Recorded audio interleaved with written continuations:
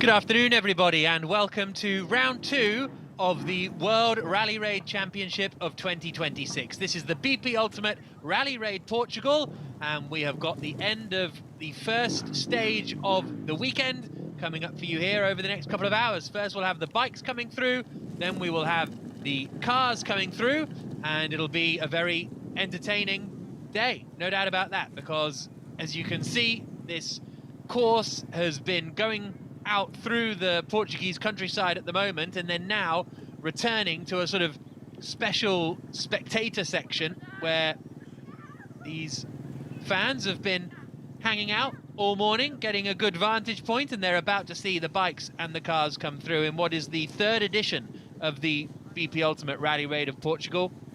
It's become a very successful part of the calendar, and it was sort of at the end of last year's calendar. It's now only the second round of the season, and the first round, of course, being the Dakar Rally, which took place in Saudi Arabia just a couple of months ago, and now this is the first non-Dakar, let's say, round of the championship season.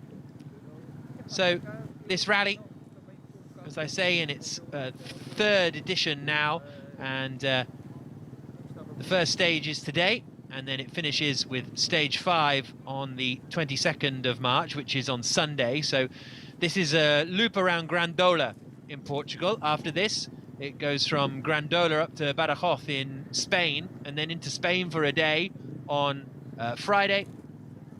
Then on Saturday, from Spain back to Lule in Portugal, and then a loop around Lule for the final day of action. Today's stage, 315 kilometers long, of which the special is 215 kilometers.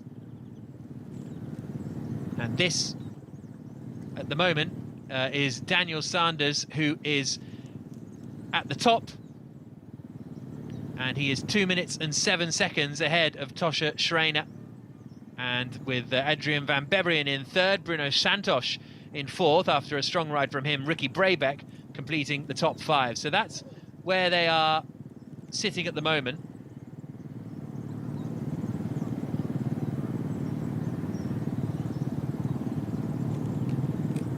And now you can see that they will be coming to... They basically do most of the first stage and then come to a stopping point here, and then continue on for the final segment of the stage. So that's why we've got the times in already for Daniel Sanders as he comes towards the end of his first run. There was also a prologue yesterday for the bikes, and that was a very tightly contested competition. Daniel Sanders came out on top of that, but only by a second on that occasion, ahead of Tosha Schreiner, the Spaniard, and Ricky Brebeck, the American, with Edgar Canet in fourth and Adrian van Beveren in fifth. A reminder that the 2026 Dakar Rally in the bike class... Oh, I should point out also, we're going to have bikes and cars coming up for you today, so all the different categories of bikes and then all the different categories of cars as well. But it was Luciano Benavides, the Argentinian, who took a remarkable victory by just 2 seconds at the line after 2 weeks pretty much of competition. Beat Ricky Brebeck by 2 seconds, with Tosha Schreiner completing the top 3, 25 minutes back. So it really was a remarkable comeback for Benavides, really, on that final day around Yanbu. Benavides came out on top to take the victory for KTM. See the number 1 bike there getting ready to go. That is Daniel Sanders. Now, he won the Dakar last year in comprehensive form. You can hear him revving his KTM 450. And off he goes. So the Australian, 31 years of age, won the prologue by 1 second.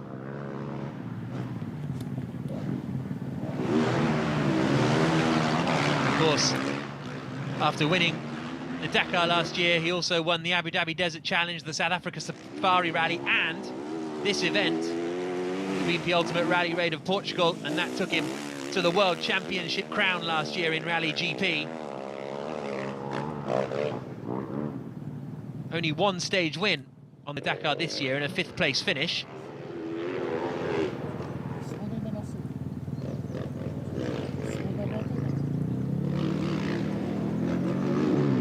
See the amount of rainfall that we've had, some big puddles for these riders to try and get around. And in Rally GP, they have to make a choice of tyre, and the likes of, well, all the Hondas basically have gone on to the soft compound of tyre, which is a more Baja style tyre, so it will give you more grip but not last as long. But because of the rain, that takes a little bit away of the wear of the tyre, because the ground is wetter, so there's basically less friction and less for the tyre to wear out on. So as a result, that softer compound has worked pretty well for these riders over the first couple of days. Luciano Benavides is out on the harder tyres, and he said yesterday that he struggled on the prologue. You can see just how muddy it is out there. Of course, this is quite the contradiction to the Dakar Rally, which I'm pretty sure there was no rain at all this year out in Saudi Arabia. There have been years of some wet stuff, but none in 2026.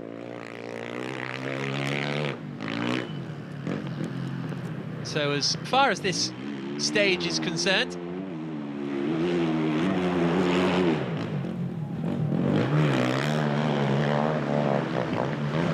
it is Sanders who is leading the way at the moment. 49 minutes and 17 seconds, so he had a good chunk of time over Adrian van Beveren, with Schreiner in 3rd, Bruno Santos 4th, and Ricky Brabeck in 5th, that order that we saw right at the start. And you can see, can't you, he's riding right out the edges of the corners here, Sanders, to try and get out onto the sort of mounds of dirt at the edge of the course, which will give him a bit more grip. And there he comes through the finish line, and we'll wait for his timings to come through. Next out on the course, we've got Skylar House.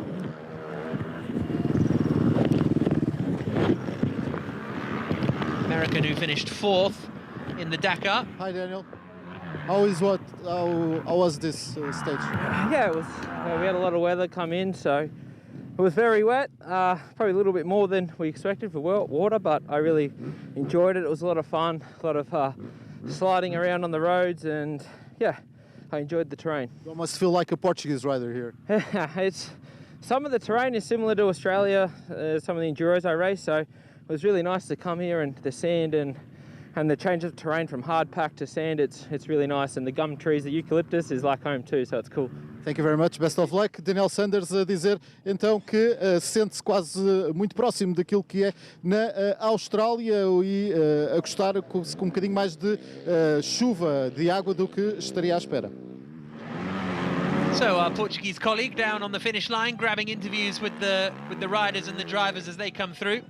Some of them will be in Portuguese, and I'm afraid I won't be able to provide a translation service for those, but Daniel Sanders, the man from Three Bridges in Victoria, Australia, started his career obviously in Australia and competing in local championships. So this, meanwhile, is Jose Cornejo. This, number 10, is Skylar House. So Cornejo, who finished 7th in the Dakar. House, as I say, finished 4th. Cornejo was opening the road today. So as a result, he's a little further down the order than he would have wanted, down in 16th place. Lost an hour and 40.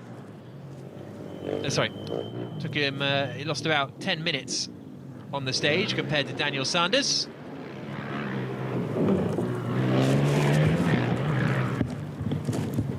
Hi Hi, Skylar. is Skylar House. How was it? Well, stage one was, and now we're at the finish. Stage one was really challenging with all the water, of course. Big mud holes, trying to manage the bike, make sure everything is good there. And then special stage two is just the prologue in reverse. It was really fun. They made it flat, so we can make a really good line, being that we're the first bikes out there now. So yeah, it was fun. Good Faster day. than yesterday. Yeah, much better than yesterday as far as my riding goes on this track. But yeah, happy to make it through this day. Tomorrow's a really long one, and I'm sure we'll be full of surprises. Thank you very much. Best of luck. Tivemos então as palavras de Skylar Rose, um dos mais simpáticos pilotos do Rally Raid, famoso pelo seu bigode, a dizer que o Daniel Sanders fez 3:00:007, o que significa que fez melhor tempo do que ontem. Ao contrário, o Skylar está muito satisfeito. So here now is the championship leader in the World Rally Raid Championship, Luciano Benavides, on bike number 77. Taking the victory in the Dakar by just 2 seconds, the Argentinian. And of course a former World Rally Raid champion too, back in 2023. He finished 6th that year on the Dakar, but went on to win the championship. And that was when he was a Husqvarna rider. He was with KTM on the Dakar for the first 3 years he competed, and then had 4 years on a Husky before returning to KTM in 2025. Meanwhile, we're cutting in between him and Nacho Cornejo. So Cornejo's just come across the line now. As I say, he opened the road, and especially in all that mud and water, that's going to be a challenging one. Hola. ¿Qué tal? ¿Cómo ha sido?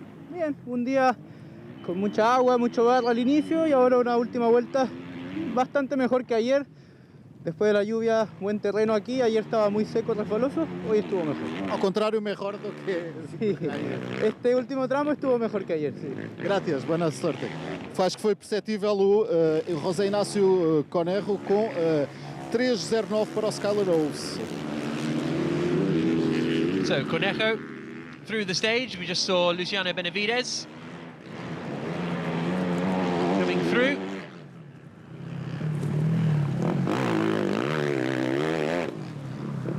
This now is Bruno Santos, who's having a very strong ride at the moment, running in 4th position.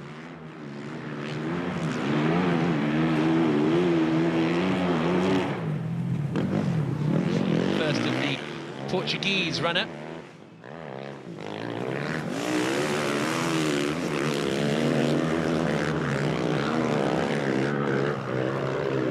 And he's really been quite impressive. We're back now with Luciano Benavides, who won that 2023 championship really through consistency. Took 1 win in Argentina, but finished 2nd in every other round other than the Dakar.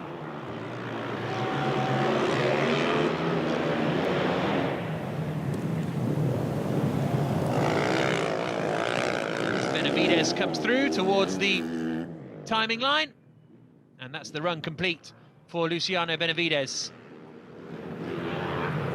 who was sitting in 4th place. Oh, sorry, he was sitting in 10th place coming into this final Luciano, section. ¿cómo Here ha he is. sido? Bueno, ha sido un poco mejor que ayer, menos huella, así que me ha ayudado un poco para volver a agarrar algo de confianza. Y bueno, vamos a seguir, mañana toca un día largo y vamos a hacer día por día. Usted es famoso por sus remontadas. ¿Va a remontar hasta domingo?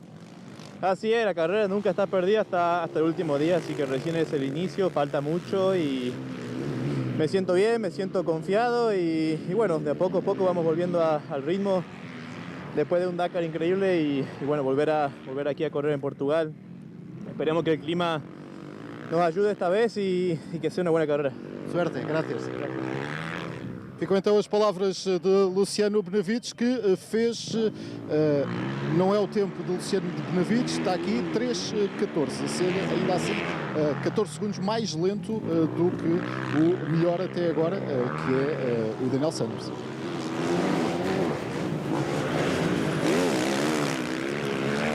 So here now is Knoeman. Well, we're coming back now to Bruno Santos, who's, as I say, having a really fine ride out there. The Portuguese made his Dakar debut in 2024, and he was the second best rookie in Saudi Arabia that year. And he's won the Portuguese Rally Raid a couple of times in the past.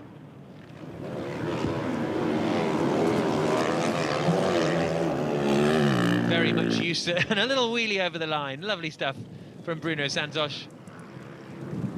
And we'll see if that keeps him in contention up at the top of the order. Santos out there on his Husqvarna FR450.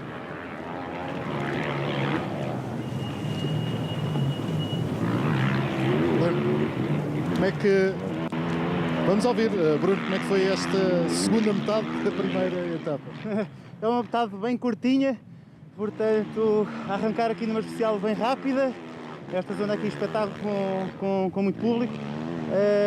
Interessante, claro. É bem diferente daquilo que fizemos pela manhã. Pela manhã andámos em caminhos muito mais abertos, tivemos obstáculos muito diferentes, muitas poças, muitas passagens de água, alguma navegação. Foi uma manhã muito interessante. Claro, esta especial agora só de apenas 3 km, o que interessava era não cometer nenhum erro e trazer tudo bem aqui direitinho para preparar para amanhã, porque amanhã esperamos ter aqui um dia muito intenso, muito longo, pistas muito rápidas e quero tirar partido disso, portanto tenho que estar com tudo ok para amanhã. Olha, aqui que ninguém nos ouve, é para ganhar, não? É para dar tudo por tudo. Estou a apontar para o lado para o lugar da frente. Antigamente... Tiraste 2 segundos ao Benavides só agora à tarde. O Benavides ganhou o Dakar, não sei se te lembra. Antigamente entrava aqui neste tipo de corridas e, bem, olhava para os 10 primeiros, mas nesta corrida venho focado, venho olhar para o topo, para a frente da corrida e é ali onde quero estar. Muito bem, Bruno Santos, o português, este não precisa de tradução. 3:12 é o tempo do português. So, plenty more riders coming out there. We've seen a little bit of Edgar Canet on bike number 73. This is Jeremy Knoeman, who won the... Well, we're back to Canet now, but the 81 bike is Jeremy Knoeman, the Dutchman, who won the Rally 2 class in the prologue yesterday. The Dutchman does a few different formats of riding. How was it, this stage? The long stage was nice. I had a good, for my first real stage was a good feeling and I had no navigation mistakes. And the last part there was also really fun to ride. And now, this little ride? Yeah, I mean this little ride was fun to ride, but it was only full gas. Okay. Thank you very much, best of luck. O Knoeman, e há aqui uma notícia, atenção que o Bruno Santos pode ter sido penalizado em 2 minutos. So Knoeman, who does a lot of motocross riding, where he's racing against other people on the same little track, and he's actually been out with injury over the past few months, so good to see him back out there and competing in BP Ultimate Rally Raid Portugal this weekend. Edgar Canet then, one of the most exciting up-and-coming riders. Made his debut in 2024 in the W2RC and finished 3rd in the prologue on the Portuguese Rally Raid and finished 11th. And then he went on to dominate last year, won 4 out of the 5 events in Rally 2. And now he is out in the Rally GP. Oh, bit of a moment there, can't quite see who that's for, but Edgar Canet now costs him out. No, it was Ricky Brabeck having that moment there. So Ricky Brabeck, the American who was beaten to the Dakar title by just 2 seconds by Luciano Benavides a couple of months ago. But as I say, Edgar Canet now up in the Rally GP class. And he was lying 7th after the first stage. Bruno Santos, meanwhile, has been given a 2-minute penalty out there, which will have been for speeding. Con ganas ya de descansar y preparar la etapa de mañana, que parece que también habrá mucha lluvia. Lluvia cuando llegara a España. Sí, parece. Vamos a ver. Si sale un poco el sol, podremos aprovechar este neumático que hemos elegido para esta carrera. Si no, vamos a estar sufriendo un poco, pero igualmente podemos estar ahí luchando con ellos y en general, pues contento con las sensaciones y con el ritmo. Gracias y suerte. Gracias. So Ricky Brabeck coming through, and we now look at Alfredo Pellicer, the Spaniard, riding for the X-Raids Experience team on his KTM in the junior class.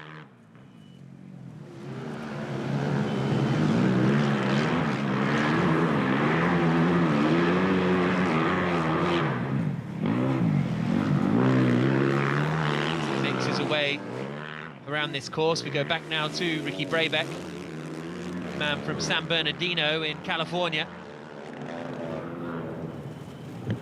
Won the Dakar in 2020 and then again in 2024, and was looking set to make it 3 wins, but it had to be 2nd place this year. Been on a Honda the whole time since his first entry in the Dakar back in 2016. Come back now to Alfredo Pellicer.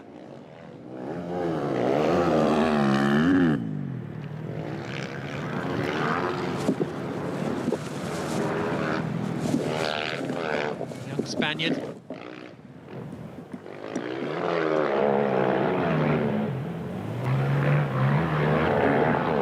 Has won the Junior Baja of Aragon before. He's finished 2nd in the Junior Rally of Portugal. Okay. And the man from Castellón. Slid out in the corner. I just slid out in the corner. It's a little bit more slick than yesterday for sure, but it's all part of it. And for tomorrow? Tomorrow, I don't know. Maybe a lot of rain.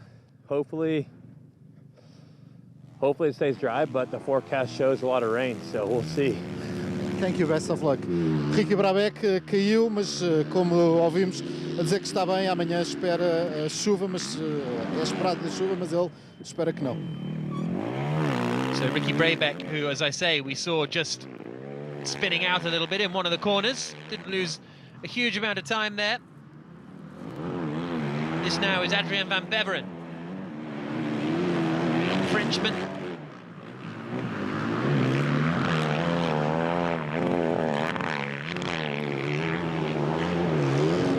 Bike number 42.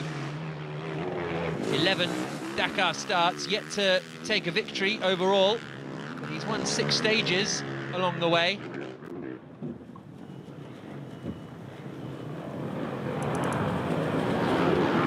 And 2 third places in a row in 2024 and 2025, but then ultimately slipped down to finish in 6th earlier this year.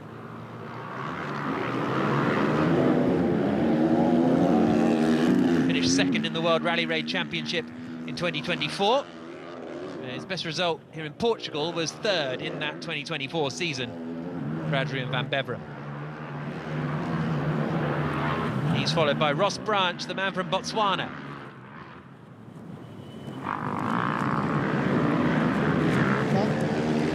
¿Cómo ha sido? Muy contento con las sensaciones de hoy, ya que ha llovido esta noche y estaba, la verdad que hemos disfrutado mucho. Mañana llegamos a España. Esperemos, esa etapa también me han dicho que es larga, esperemos tener buenas sensaciones y poder darlo todo. Gracias e suerte. Temos então o Pellicer a dizer que genericamente correu bem, que amanhã vamos então chegar a Espanha e logo se vê. So the sun's starting to come out a little now. There's Nicola Raspa, the Italian. He's a rookie, but also a veteran. So a very experienced rider, even if he hasn't been competing in the World Rally Raid Championship before. But there is Adrian van Beveren as he comes through to complete his run.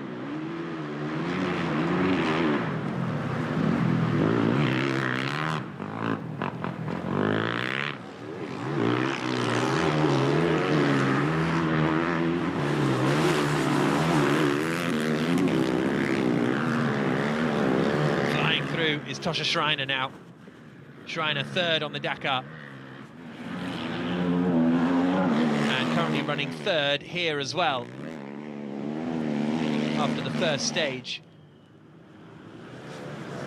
So he and Van Beveren hoping to finish the first day inside the top 3, which is what they're targeting for. In fact, Van Beveren, Schreiner and Branch are the last 3 of the top 10 from stage 1 who will be coming through this final sequence of corners. You can see the crowds that have all gathered here on the right-hand side, and even more streaming in. Hi, how was it? It was okay. I didn't ride so good at the last part, but I enjoyed. It was a good day. Overall, we had a lot of water, but it was nice to ride. Tomorrow we arrive at Spain and with more water. I don't know, we will see, but we will have to adapt. You know, this is rally, this is what we love about this sport, so we will give our best. You miss Dakar with the no rain Dakar? No, it's fine. It's okay. Thank you very much. Beveren, então, a terminar a dizer que não sente grandes saudades do Dakar, está tudo bem. Ele que é um piloto bastante tranquilo, acabou por fazer 3:06, não é o tempo dele, é ainda do PLC. 3:06, estamos à espera a qualquer momento do tempo do piloto francês, mas vamos avançar porque já vem aí outro piloto. So Adrian van Beveren, we just heard from there, coming through. And once we get his timings, we'll see whether he's managed to gain or lose any time compared to Daniel Sanders, who was the leader coming into this one. Here's Niels Terek, the Frenchman on the Cove. We've still got Ross Branch out there to come through across the line. Ross Branch had a torrid season last year in the World Rally Raid Championship, retiring from most of the races. How was it? Yeah, it's good fun. You know, with all the spectators and everybody there, it's super good fun. So that's what we here, is to have a good time and put on a good show. Track is a little bit slippery now, but I had fun. This track today, opposite way, it was more fun or not so? Yeah, I prefer it this way, you know, and obviously with a little bit of rain last night and this morning was really cool. Thank you very much and good luck. Ross Branch, sempre muito divertido, fez 3:06 então e agora Ross Branch fez 3:12. Entretanto já temos ali mais um piloto para falarmos, que será o Charena. Ele entregou agora o cartão. Hola Tosha, ¿qué tal? ¿Cómo ha sido? Bien, la verdad es que bien. Siempre es increíble correr en Portugal con toda la gente. Pero bueno, hoy había mucha agua, mucha lluvia también. Pero bueno, lo hemos disfrutado, hemos cogido el segundo puesto y contento. Aún quedan 4 días por delante, también vamos a España, o sea que muy feliz. Tener público es muy diferente desde Dakar. Sí, siempre que corremos en Europa y especialmente Portugal, y como yo soy español, gran parte del equipo es Portugal, pues me siento como en casa. La gente ahí animando a muerte, así que súper agradecido a todo el público. Gracias e suerte. Muchas gracias. Ficam então as palavras de Tosha Charena, que fez 3:03. So Adrian van Beveren has come through, as we saw, and his time has him 2 minutes and 23 seconds back from Daniel Sanders. But Tosha Schreiner has got ahead of Van Beveren. So you heard Van Beveren saying that, well, let's go back down. Yes, it's this short special stage is very slippery, and it's difficult with the big bike in the sand for me. But I feeling it's good, and the rally is so long. Yeah. Thank you very much. Best of luck, Niels Terek, que acaba com 3:19, a queixar-se de ter sido um pouco escorregadio o terreno. So good to hear from Niels Terek, but just to finish that point about the leaders then, Daniel Sanders is the leader at the end of the first day. Tosha Schreiner is following him, but he is 2 minutes and 11 seconds further back. So it's a 2 minute 11 second lead for Daniel Sanders ahead of Schreiner, and then it's another 12 seconds from Schreiner back to Van Beveren. Conditions were better than yesterday and pretty sweet, to be honest. And slippery. Yeah, a little bit slippery in the mud puddles, but overall, I thought it was less slippery than yesterday's prologue.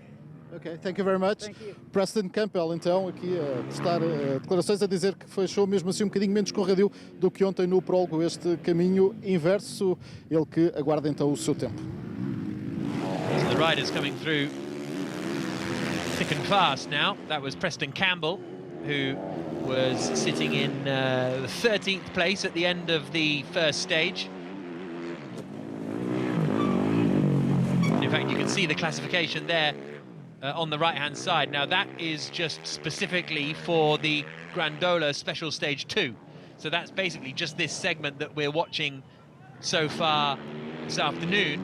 But the times I'm referring to is when you combine everything from the prologue through to now, and that is what has given Sanders a bigger advantage than that. So he has got a 2 minute 11 second lead at the moment. How was it? It was good, but tomorrow, yesterday it was quite different, and for me it's better because it's still raining and there were a lot of water, but yeah, it was pretty good, and looking forward to tomorrow, and hopefully did not. With more or less water? Less water, of course, less water. Yeah, because the bikes will be the problem, I think, but yeah, we'll see. Ok, thank you very much. O Checo Dadas a fazer 3:13, terminou. So a reminder of the order then, Daniel Sanders leading, but Tosha Schreiner has got ahead of Andrea Van Beveren, moved up into second place. Wow, slippery. I make a mistake, I stole the bike in the middle of the special stage, but yeah, quite tricky terrain. Sometimes you have feeling that will be grip, but there is no grip. And yeah, of course, mixed terrain, hard pack, sand, everything, but yeah, overall okay. Very different from 2 months ago in Dakar. Yeah, sure, completely different terrain. This is more like a motocross style with a rally bike. But yeah, it's nice to have something different and different prologue, okay? Thank you very much. Tony Mulek que venceu o Rally 2, como se recorda, no Dakar, aqui também a falar nas diferenças, a ser mais próximo do motocross, é uma boa visão por parte do piloto. So, Tony Mulek there.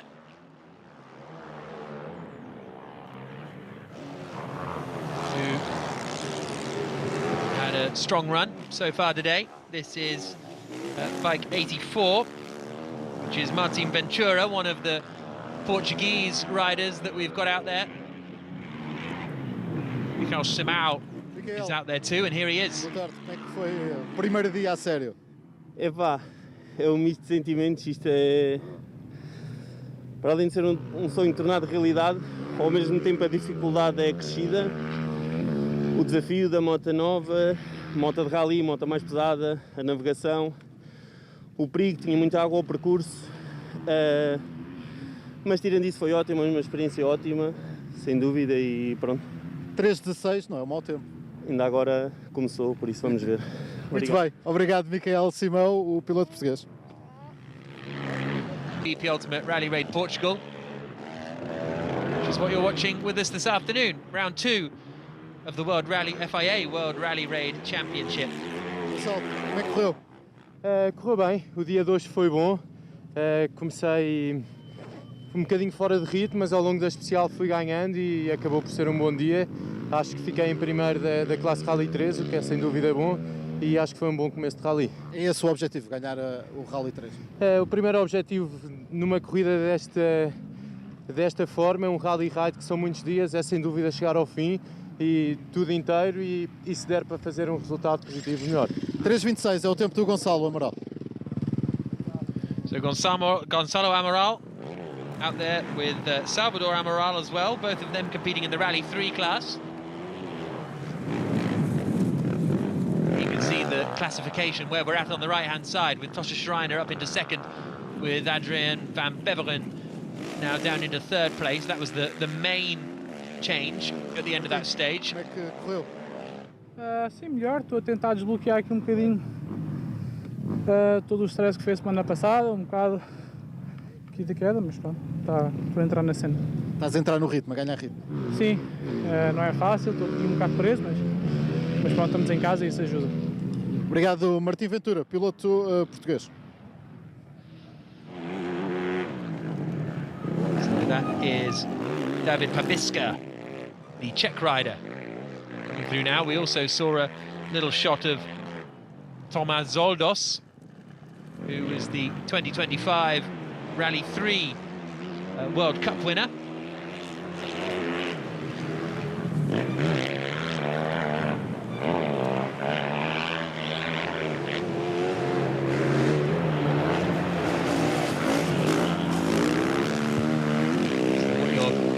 Currently seeing on the screen is the result from basically today.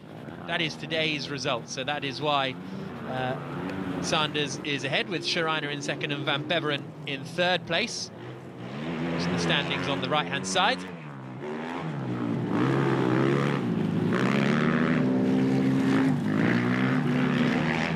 There's a few of the riders I've mentioned, as we now see Antanas Kanapkinas coming through on the quad, one of 3 quads that we've got out today, or this weekend I should say. Kanapkinas in the CF Moto Thunder Racing entry. It's he, Alexis Varane and Adamas Gančierius, so 2 Lithuanians beating out there. As we go back now to David Pabiska.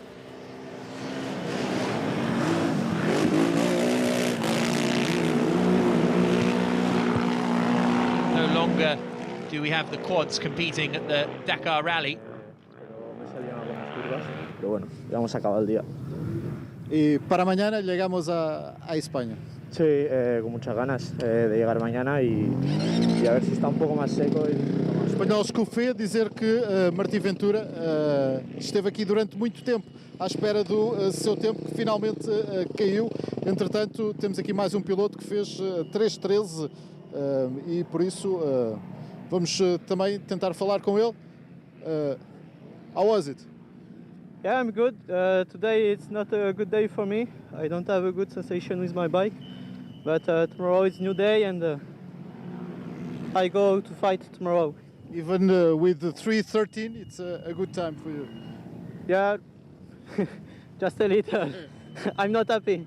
Thank you very much. Não estar nada satisfeito depois de fazer 3:13, que lhe dá até bom tempo na geral. So, not a happy Tomáš Zoldos, as he completes this first day of competition at the BP Ultimate Rally Raid Portugal. David Pabiska again coming through. And that's Kanapkinas. Both he and his compatriot Gančierius, who we just saw, both competing for the CF Moto Thunder Racing team. David Pabiska, the Czech rider, took part in his 17th Dakar earlier this year. And he was just 14 years of age when he set himself the target of doing the Dakar, and has been competing since 2007. Here now is Gančierius. Un saludo a Chile, estamos ya prontos para mañana ya largar. Mucha lluvia hoy, muy rápido, pero me fui sintiendo bien con la moto, mejorando y já top 10 na Rally 2, que é importante, assim que aí evoluindo dia a dia. Graças. As palavras de Gavardo, o piloto chileno. E temos já aqui a oportunidade de falar com David Pabiska. Hi, how was it? It's long day and it's very rain. And this is no rally raid, this enduro 6 days. And for me, no problem. I'm enduro rider. And good. 6 days this place. And you like it? Ok, thank you very much. Este piloto checo a dizer que é do enduro e portanto não há problema, que ele gosta. A dizer que o chileno fez 3:36, é o tempo registado. So David Babiska saying this isn't rally raid, this is enduro, with 6 days of this heavy mud that the riders have got to make it through. This is Salvador Amaral. We saw Gonzalo Amaral a few moments ago.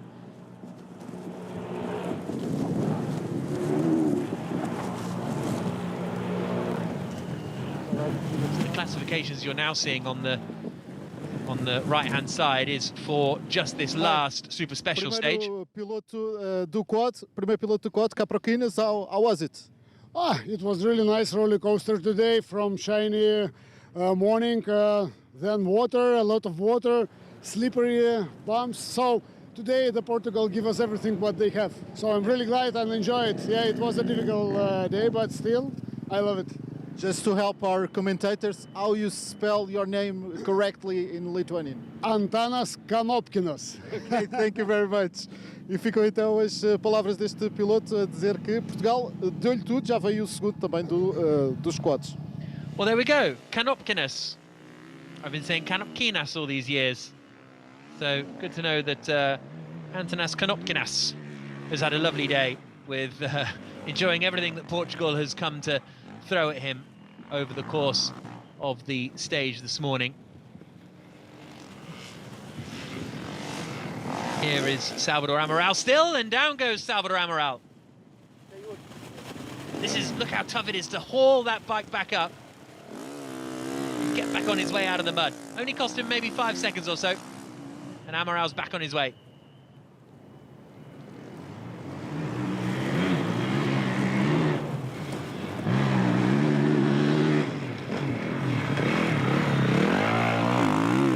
Heard a few of the riders mentioning. How was it? Very fast, very fast. Yeah, everything is good. Fine. Finally, they reached the finish, so everything was very good. It was a fine ride for this squad. Yeah, today we had a lot of water crossings, a lot of waters. So with this squad, you can do it very, very good.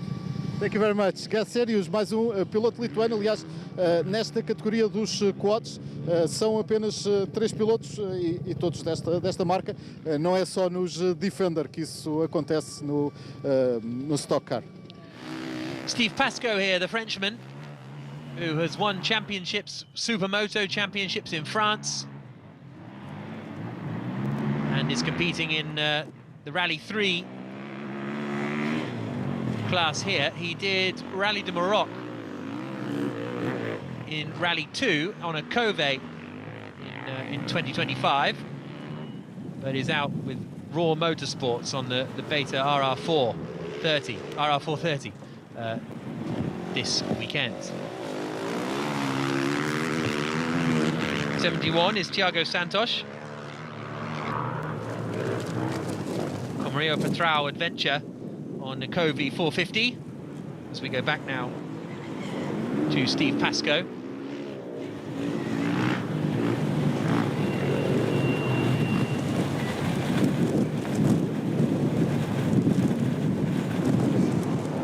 Frenchman making his way through.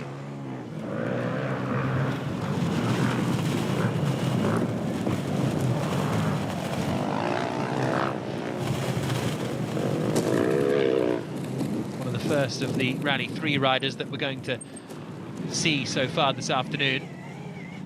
Look at that, you can see all the rain off in the distance. There's still plenty of weather around. It's Salvador Amaral. Dia bocadinho difícil, com muita água.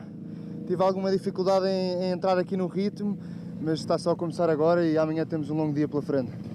Com condições muito mistas, não é? Sim, arrancámos. O tempo parecia ir dar tréguas, mas rapidamente começou a chover e isso sem dúvida que vai ser aqui uma parte mais difícil para nos desafiar durante esta semana. Muito bem, muito obrigado e boa corrida. Aproveitamos já, por estar aqui já outro piloto. How was it? Different from yesterday, because doing the opposite ways makes the thing very different, but you still remember the corner from yesterday, so it went good. Do you prefer like this or the opposite way? Well, I prefer the opposite way, but not because of the track, because yesterday I was almost first to go, so the track was clean, and now it's not thin anymore. Muito obrigado. Ficam então as palavras de Steve Prescott, o piloto francês que estou mais de ontem. So Steve Pascoe, a point that I've almost made a couple of times, and then the interviews have come in. But this is the same course as the prologue, basically. But yesterday, for the prologue, they went the other way around it. So it's the same corners and the same course, but the opposite way around. Here is Tiago Santos on his Cove. Pedro, como é que foi? Correu bem. Até estou um bocadinho ofegante. Nem o ouvimos chegar. Ninguém ouviu, mas é giro porque eu consigo ouvir os comentários do público e às vezes até consigo falar com o público. Acho que a moto não faz barulho nenhum, é espetacular. Isso é uma visão espetacular da coisa. É uma maneira de ver o teu terreno completamente diferente, porque eu ouço o barulho das pedras, o barulho da água, quando passamos. Passarinhos não é tanto, mas e o vento é ensurdecedor, é espetacular. Obrigado, Pedro, e boa sorte. O Pedro que só tem que levar a moto até ao fim para ganhar esta categoria elétrica. We're watching Alexis Varanya, the third of the quad competitors, Yamaha Raptor.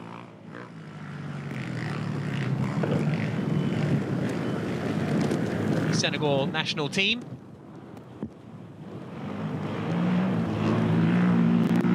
Competed earlier this year in the Africa Eco Race on bikes up in Morocco, and entered this event last year too, where he finished third, 33rd overall and third in the quads. Olha, foi a terminar de dia bastante difícil. Hoje o prólogo estava essa super especial estava bocadinho melhor. Efetivamente durante o dia durante a manhã tivemos bastante chuva, bastante lama, bastante areia, trouxe bastante pesado, mas agora terminámos bem com uma super especial, setor 1, setor 2, portanto agora é continuar. Pedro estava a conversar consigo, a dizer que foi mais divertido que ontem. Sim, ontem estava muito seco. Ontem o piso efetivamente estava muito seco e não havia muita tração. As linhas eram muito complicadas. Hoje foi efetivamente mais fácil. Obrigado, Tiago Santos, as palavras do piloto português. So through come the quads. Is Raffaele Cabini on the Honda 450 RX.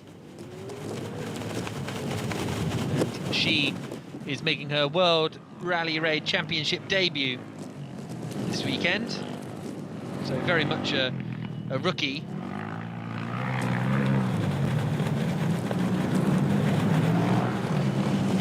So we've got 3 women out competing this weekend. Raffaele Cabini, who we are just watching, Alona Ben Nathan, and Lily May Mansui.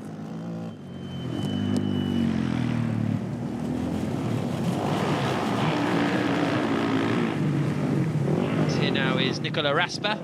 Muy bien, toda la primera parte muy bonita de arena y a partir del kilómetro 80 después de refueling había barro, agua, pero muy divertido. Peleando todo el día con la moto, pero muy bien. Mañana o después tal vez un poquito más de lluvia. Sí, mañana dan los pronósticos más lluvia y bueno, al paso y controlando y ya está, a disfrutar. Muito obrigado. As palavras de António Ubis, do piloto espanhol, e vem já aí a última dos quads.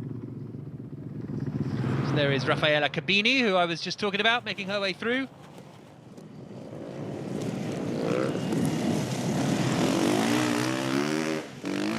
And she's lying 33rd after that first stage.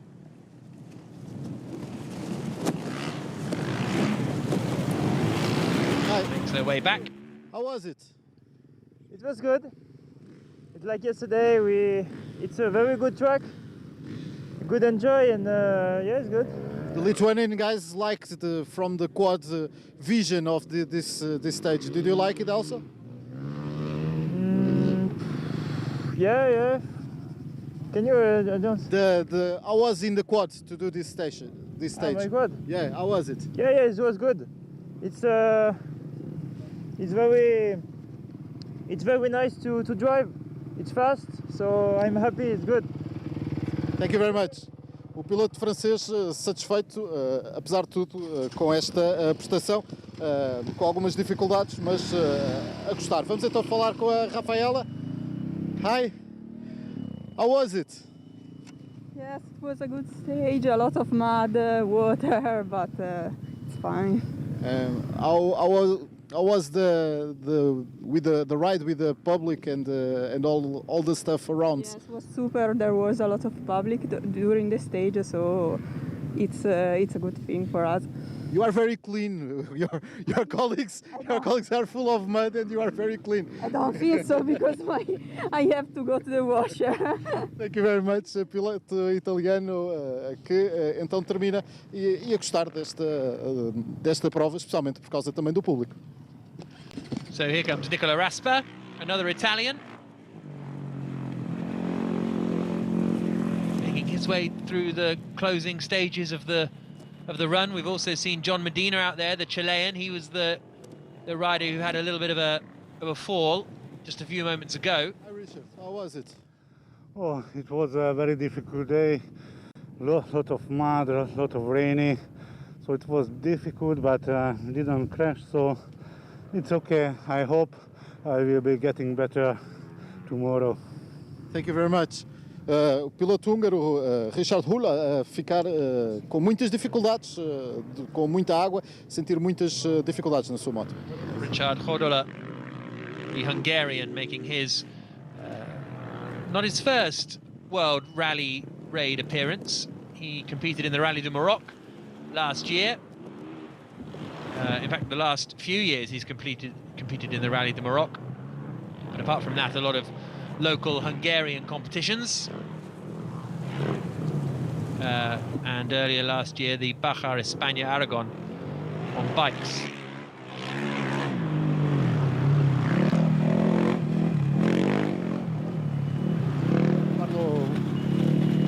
Io parlo italiano. No. ¿Cómo stai? Muy bien. Un territorio bellissimo. Grazie. Pronto, e ficamos aqui as dificuldades. Este italo, espanhol ou português, peço desculpa. O meu italiano não é o melhor. Well, neither of them could speak each other's language, and I can't speak either of their languages, so overall, that interview didn't go hugely successfully, did it, with Nicola Raspa, but nevertheless, good to hear from him, and very happy by the looks of things of how it's gone. Here's Eduardo Alan, the 59-year-old from Argentina, competed in this category last year and finished 4th in the Rally 3 class.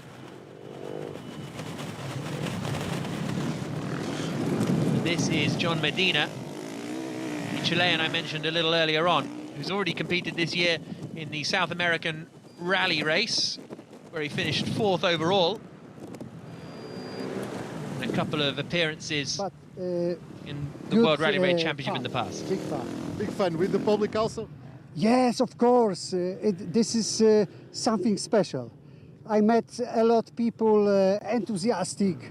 It's really beautiful. How is to ride with the best of the world? I think in Portugal, of course. Okay, thank you very much, Jakob Jarcek, o piloto polaco também, aqui com a chegar depois de fazer 4:16. So we just had a little look a moment ago at Lily May Mansui.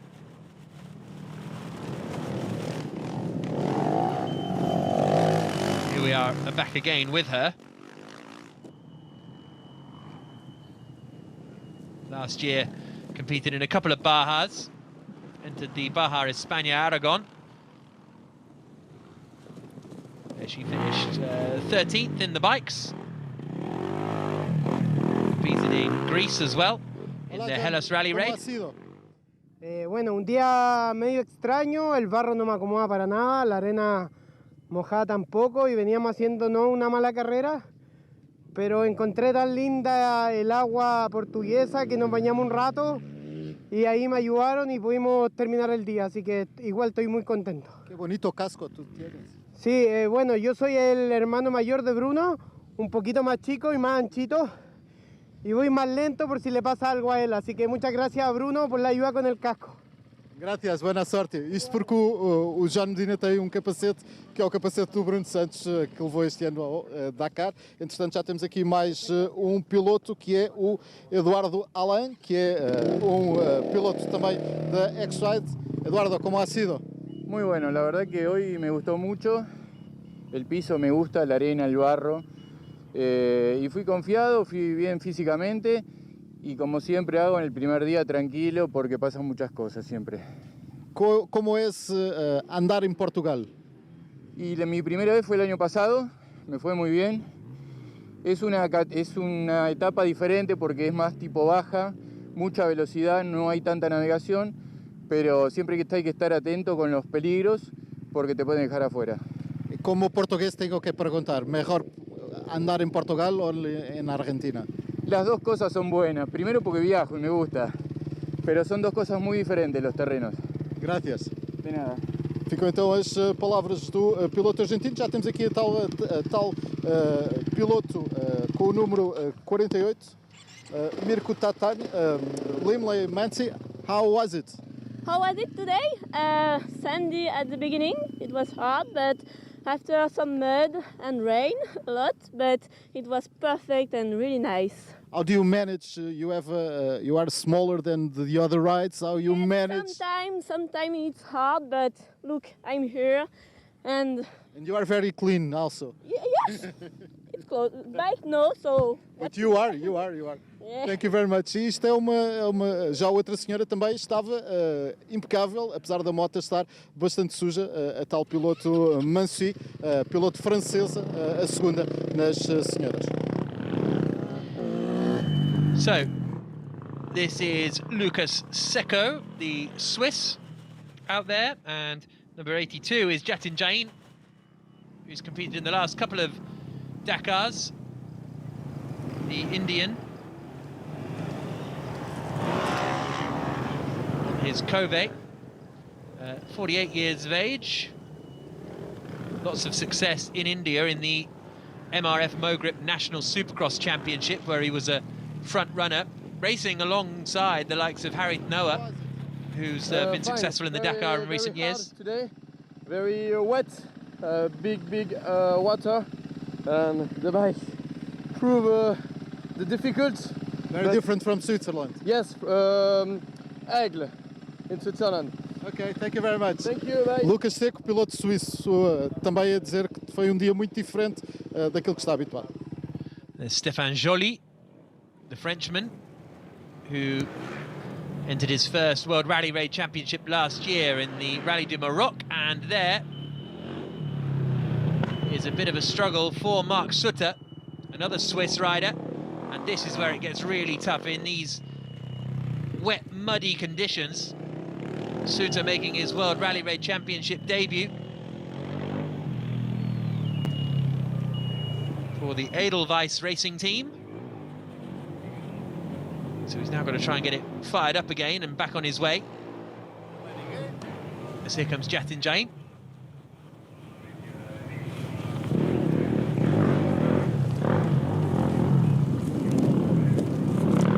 Desert Storm team.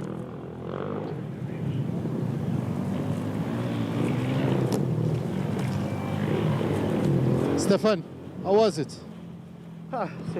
C'est très difficile, beaucoup de pluie, mais c'est une bonne organisation.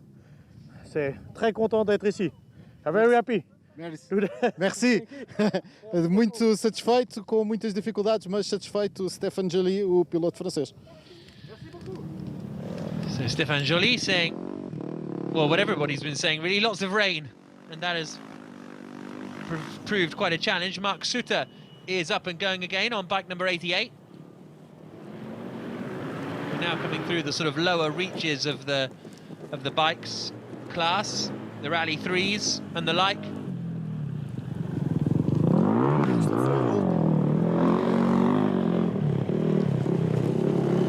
Jatin Jain makes his way.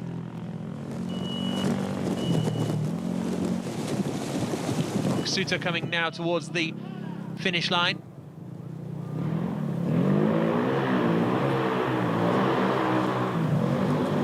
And that on the bottom right, that is the standings from just this little special stage 2 segment. Whereas overall, the order is Daniel Sanders leading, Tosha Schreiner in second, and Adrien van Beveren is running in third. How was it? Here's Jatin Jain. It was good. The morning my starter motor was not working, so I had to push start, and I thought if any time my bike goes off, I'm out of the race. So since last 4 hours, my bike is on and I'm on the bike. No other option. Thank you very much. Jatin Jain, o piloto indiano da Couve, aqui a dizer que teve alguns problemas com a moto. Well, it did look like Jatin Jain was taking it a lot more steady than I'm used to seeing him, but that explains it. If the starter motor's broken and any fall or any error and he can't get the bike going again and he's out of the race, that explains why he was being rather tentative in some of this tricky, wet, muddy terrain.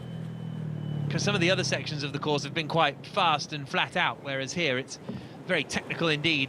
There you can see where we are in Grandola. This little loop near the bivouac. Here are the standings from Special Stage 2. Daniel Sanders quickest, 3 seconds quicker than Tosha Schreiner. Jeremy Knoeman, the Dutchman, in third position, matching the time of Adrien van Beveren and Alfredo Pellicer.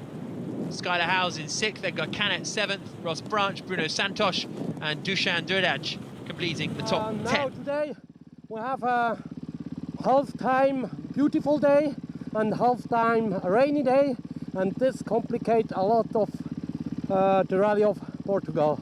You didn't come to Portugal to have rain, right? Yeah. If you want rain, you stay in Switzerland. Here in Switzerland we have sunny and rain, but the sand is not the same and the grass is the same. It's green. Thank you very much. Thank you too. A única coisa igual à Suíça é mesmo a relva, que é verde. De resto, tudo muito diferente para este piloto suíço.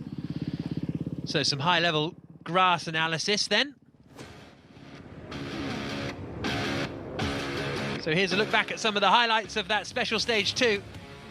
Daniel Sanders, the reigning champion, coming through.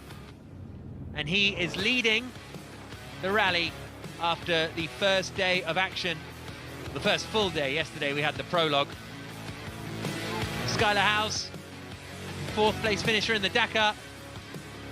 Bruno Santos, the home hero and Portuguese hopes.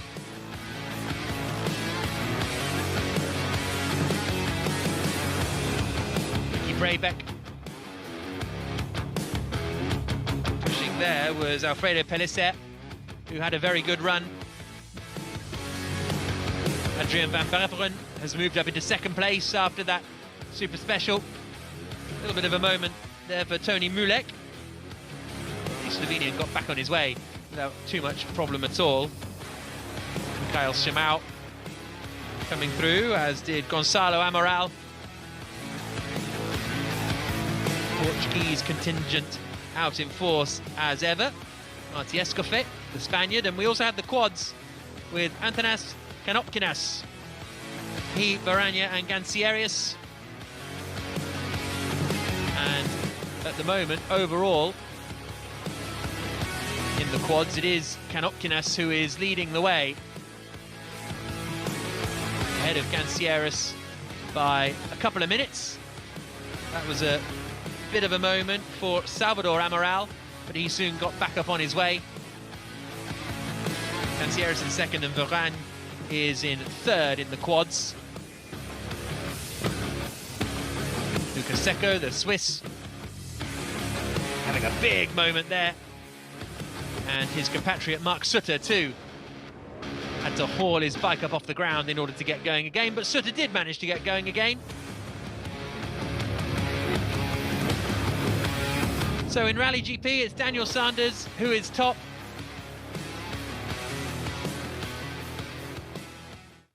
Rally 2 is being led by Bruno Santos. Rally 3 is being led by Gonçalo Amaral. And in the quads, it is Antanas Kanopkinas who is at the top of the field. So we'll be back shortly when the cars will be hitting the stage to finish their first day of running in the BP Ultimate Rally Raid of Portugal 2026.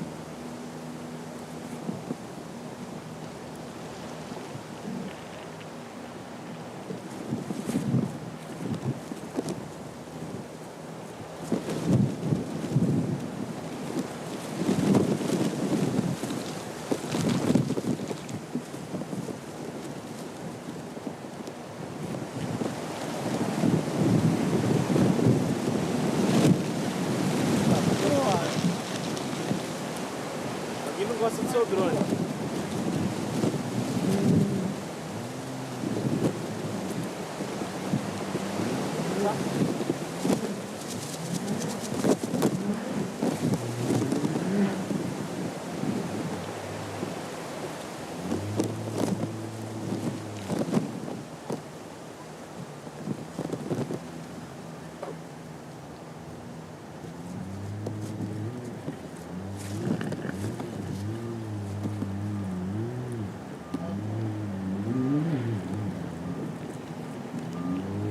Welcome back, everybody, to our coverage of the second round of the FIA World Rally Raid Championship of 2026. We are at the BP Ultimate Rally Raid of Portugal. The opening round of the season took place in the Dakar, and the, famous Dakar Rally that you will have all have seen and loved over the course of the last however many years it's been running. But now it is the first round of the World Rally Raid Championship. Reigning champion is Lucas Moraes, the Portuguese home hero. We'll be seeing him a little bit later on today. And while the bikes had a prologue yesterday, the cars did not. So as a result, we're going to have an interesting order and a fascinating opening battle to the day. 215 kilometers, this opening stage. A combination of stage 1 and 2. So they've finished stage 1. And now they have a short blast of special stage 2 that will count to be today's overall results. So at the moment, it is a Portuguese driver at the top of the order, but it is João Ferreira, who has impressed here in the past.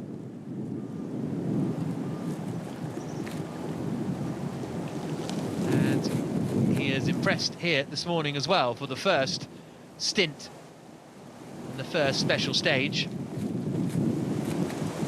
Second behind him at the moment is Seth Quintero, the American, who was leading for a lot of the stage, coming into the final 50 kilometers or so.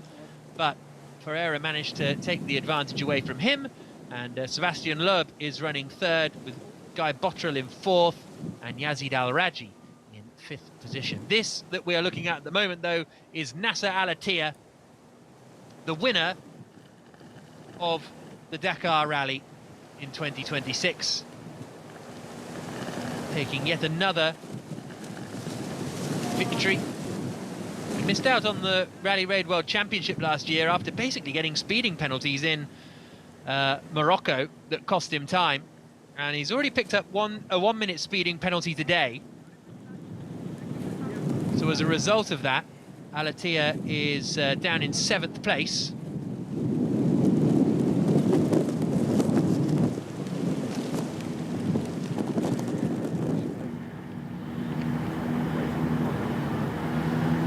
And 20 seconds off the lead of João Ferreira. So without that, he would have been up in 5th.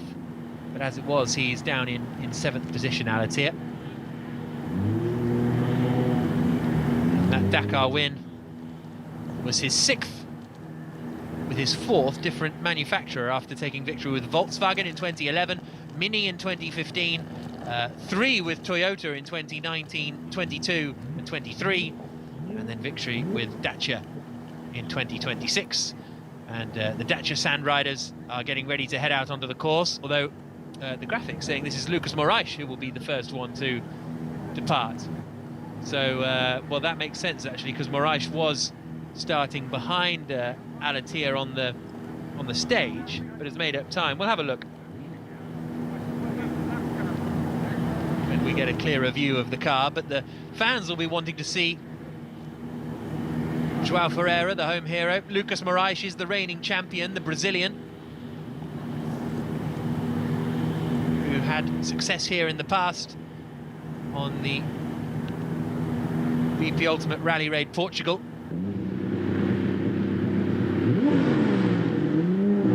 We're about to get going at 4:45 local time. Sorry, 3:45 local time, and we are underway. And it is indeed Nasser Al-Attiyah who is first out onto this stage. As I say, lying 7th overall at the moment, picking up a 1 minute penalty. He and Fabien Lerquin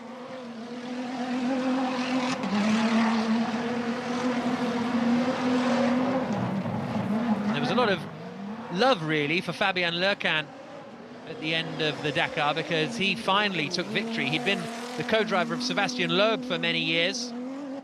Finally was able to take victory in the Dakar alongside Nasser al-Attiyah. And they've done, well, Nasser has done a good amount of driving this year since the Dakar Rally back in January. He's taken part in the Oman International Rally in a Skoda Fabia. He's done that and the Qatar International Rally, both in Skoda Fabias. He's done the Saudi Baja in Hail in an MD Rally Optimus, and the Jordan Baja in an MD Rally Sport Optimus as well. Both of those, his co-driver was Max Delfino. So this is the first time that Lercan and al-Attiyah are back together since their victory in the Dakar. But obviously all of these drivers, their main target is the World Rally Raid Championship for 2026. Al-Attiyah was the reigning champion going into last year, but Lucas Moraes taking that victory in Toyota, but Moraes has now switched to Dacia. So we'll see him in a few moments' time.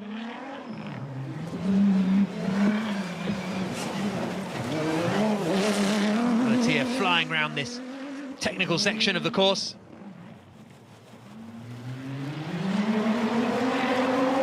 Looks to recover time on this first stage, where he's lying in 7th place. Of course, this is only a short special stage here, so we're not expecting a huge amount of change in the order, but we did see it in the bikes. Tosche Schreiner moving up into 2nd place ahead of Adrien van Beveren. With the gaps very, very tight, you can see some change. It's 15 seconds, the gap at the front at the moment, between Joao Ferreira and Seth Quintero, and then another 17 seconds back to Sébastien Loeb. So I doubt we'll see a huge amount of movement in that sort of area. But al-Attiyah knows that he needs to get pushing, because he's 2 minutes and 20 seconds back from the front runners.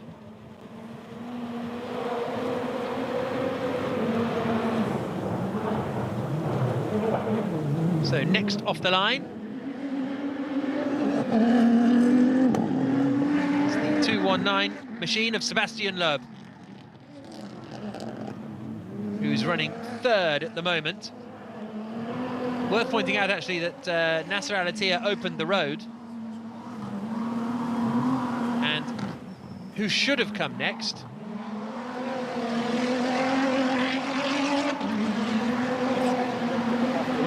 was Matthias Ekström. Looks as though Ekström might have had some difficulties out there.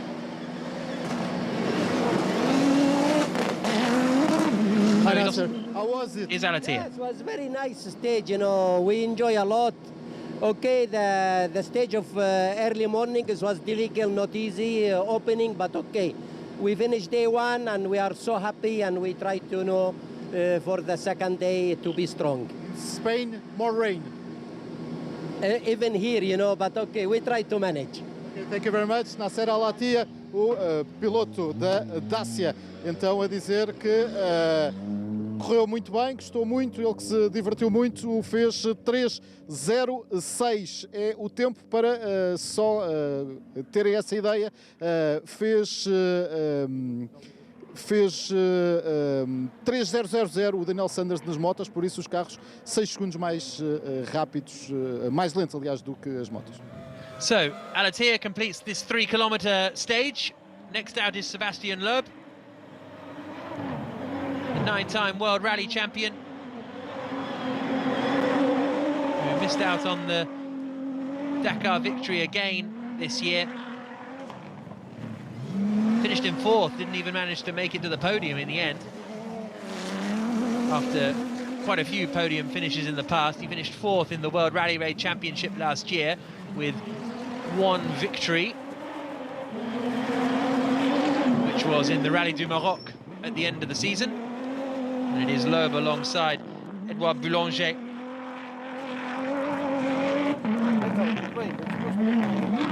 Looking for a stronger start to this year on their campaign to try and win the 2026 World Rally Raid Championship. go with his WRC collection.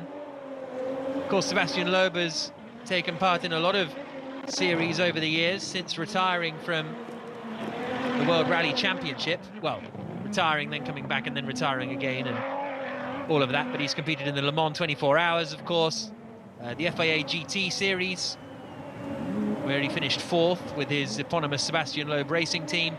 Then he went into the World Touring Car Championship after that, where he finished 3rd in 2015, and then he was 2nd.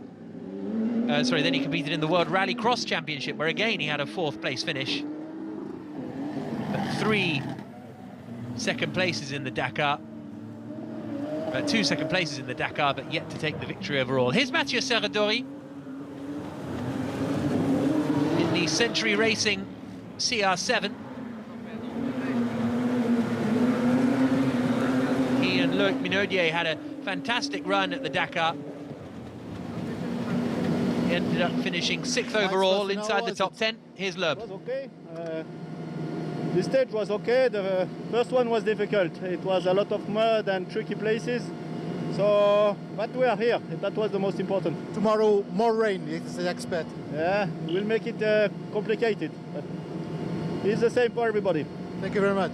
Ficam então as palavras de Sebastian Loeb, e era isso mesmo, Sérgio, que estavas a dizer, é pela ordem precisamente da chegada aqui, ou seja, a chegada na primeira parte da especial, e não a tal ordem, essa ordem que estavas a falar era precisamente na partida, e portanto faltam esses pilotos da fora, e portanto Loeb será o segundo, e foi o segundo aqui a chegar. So we're still watching Loeb's compatriot, Mathieu Serradori, who took a victory on a Dakar stage this year for the first time. First time for him and the first time for the Century Motorsport team. And he's going flat out today, isn't he? Serradori lying 10th at the end of the first special.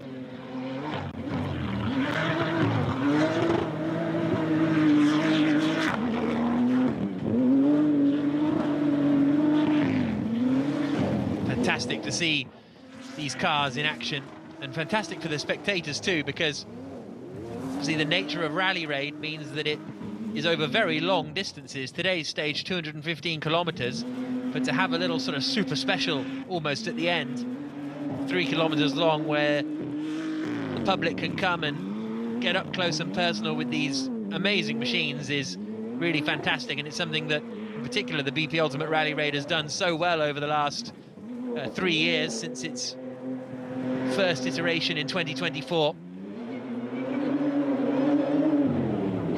Serradori into this right-hander.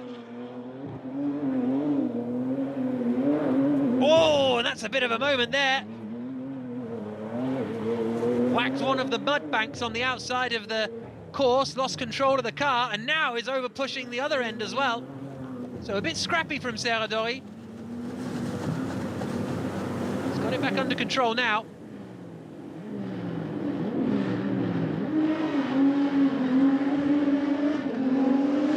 Next off at the line, though,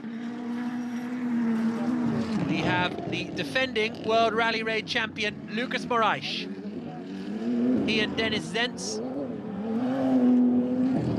partners together for the first time at the Dacia team.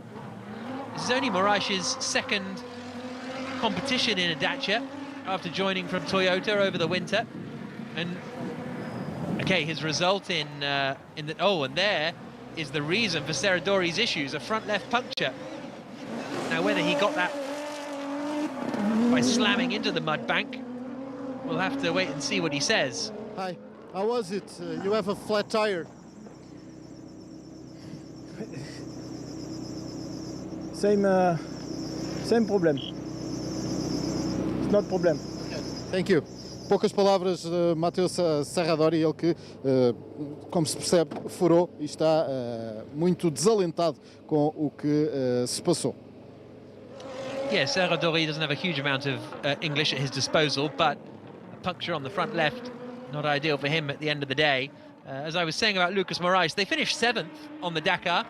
Not too bad at all, not beating his debut season where he finished in 3rd place. But he felt very personally disappointed with how the race had progressed, and in particular, his driving. He'll want to do a better job here. And he is, of course, the reigning World Rally Raid champion and the reigning BP Ultimate Rally Raid Portugal champion, as he took victory here last year. I was going to say 12 months ago, but this round of the W2RC was at the end of last season. Well, sort of in the middle, really, wasn't it? It was just before, it was the penultimate round of the season.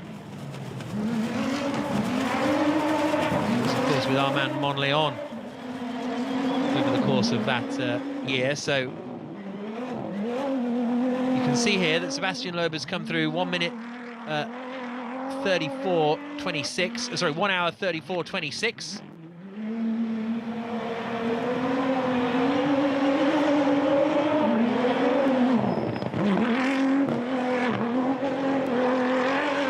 al-attiyah has come through on 1 hour 37.12. So al-attiyah has lost a bit of ground. Serradori is behind al-attiyah. But we've still got João Ferreira and Seth Quintero, both of whom were running ahead of Sebastian Loeb. So we imagine they might be going to the top of the times when they come through. Here's the first of the Toyotas about to depart. This is the 203 entry of Seth Quintero. This is the man who was leading the stage earlier on before being usurped in the closing stages by João Ferreira. 15 seconds in it though, and okay, this is only 3 kilometers long, but Quintero can use it to try and chip back away at Ferreira's lead. Como é que foi? Não, tudo bem, é importante terminar bem essa etapa, SS2 agora curtinha, mais para televisão mesmo. Mandar um beijo pro Brasil, para todos que estão torcendo, e aqui também muitos fãs aqui em Portugal, tem sido muito legal essa recepção. E vamos lá, amanhã... Torcida também, muitos brasileiros também na estrada. Sim, sim, sem dúvida. Aqui veio muito brasileiro ontem na sessão de autógrafos, aqui foi muito legal ver isso. E feliz com o carro, o Denis foi super bem.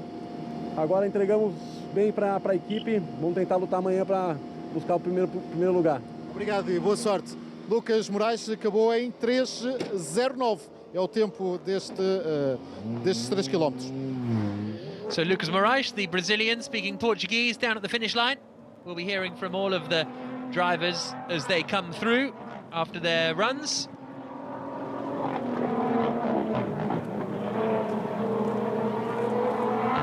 So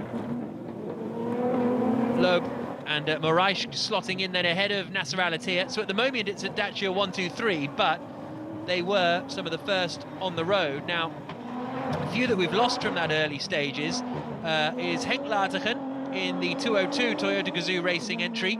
He went off the road and damaged his rear axle earlier on and lost a lot of time.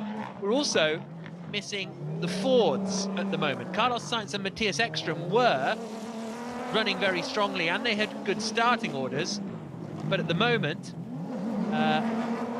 they appear to have fallen by the wayside somewhere. I'm still looking to see now if they've come through the first ASS.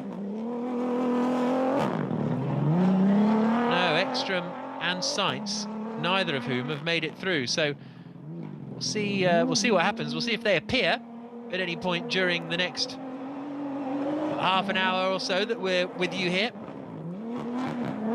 As you can see, a bit of understeer there from Seth Quintero. So at the moment, as I say, that is the result of today on the right-hand side that was there, and that is the time taken at the finish line here at the end of special stage 2.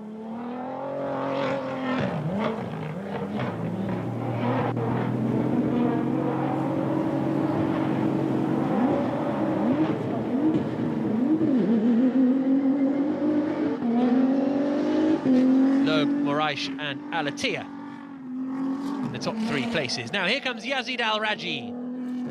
He came into the Dakar this year as the reigning champion, the Saudi Arabian, but he and his teammate Timo Gottschalk had a big accident towards the end of last year, for which both of them had back injuries and needed time to recover. Al-Raji arrived at the Dakar. He said 90% fit, but after a myriad of punctures in the opening few stages, he decided to abandon because he said to try and win the Dakar. Well, let's go back down to the line. It was a lot of fun. It's getting rough out there pretty quick, so kind of had to take your time and be cautious, but that kind of seems like what it's going to be like for this rally. So it was nice to have some dry stuff for sure, but we'll keep enjoying it. You like these muddy roads? Yeah, I think it's a little bit tricky for sure. I love racing in Portugal. I love the people. I love just being here. So anytime I get to come is awesome. Just yeah, hopefully some drier days. Thank you very much, Seth. Ficam então as palavras de Seth Quintero, o piloto norte-americano que fez 3:13, um pouco mais lento que os Dacia. Ele a dizer que adora correr em Portugal. So that was Seth Quintero, the young American. We'll see when the times come through whether he has held his position at the top of the rally after the opening stage. Here is Yazid Al-Raji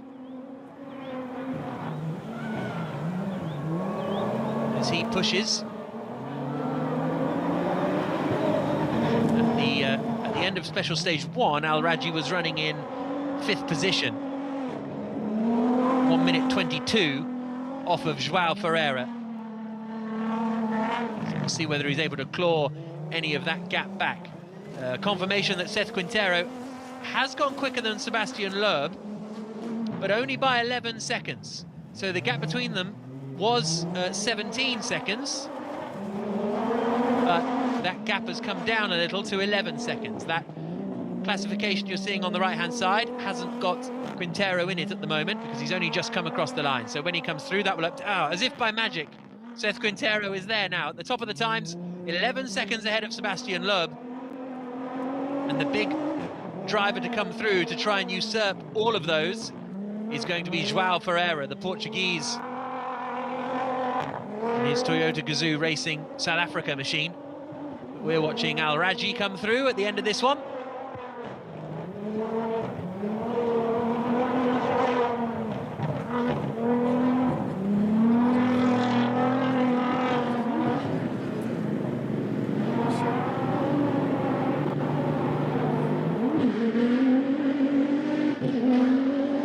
Next off the line, it is João Ferreira.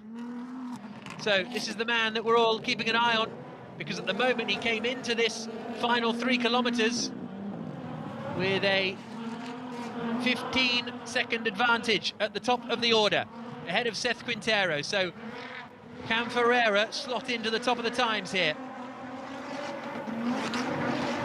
That would give him the lead at the end of day 1 in the BP Ultimate Rally Raid Portugal of 2026. Ferreira, who was beating in a Mini previously. It's a good one. Nice for a spectator, sure, and everything good. See tomorrow, long day. You have a long wait to return to drive. How was it? Yeah, it's a good one. Everything is good. We are prepared well and we are in good level, me and Timo. I hope continue like that until end of the race. Thank you very much.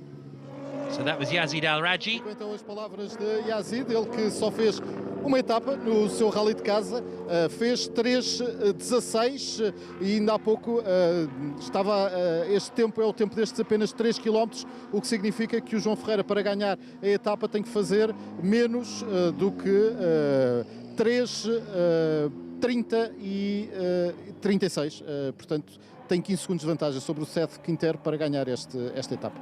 So João Ferreira coming through now. He made his World Rally Raid Championship debut in the T1 class, the Ultimates class that we're seeing now on this rally in 2024, and remarkably went on to finish second in it.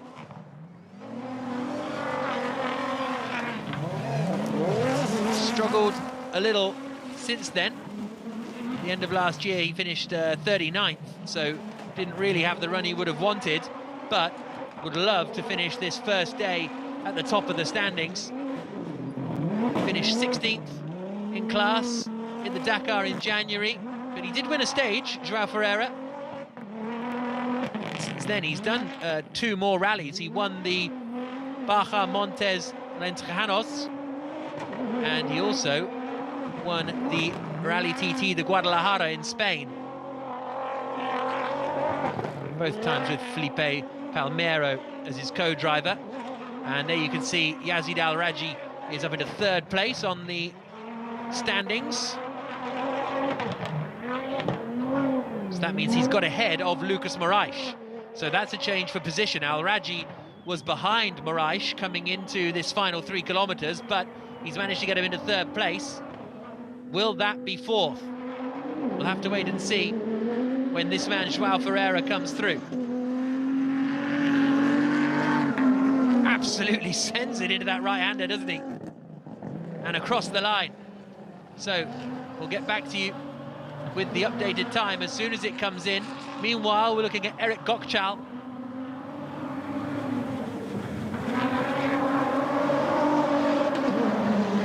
Gokchal, the ever enthusiastic young Pole.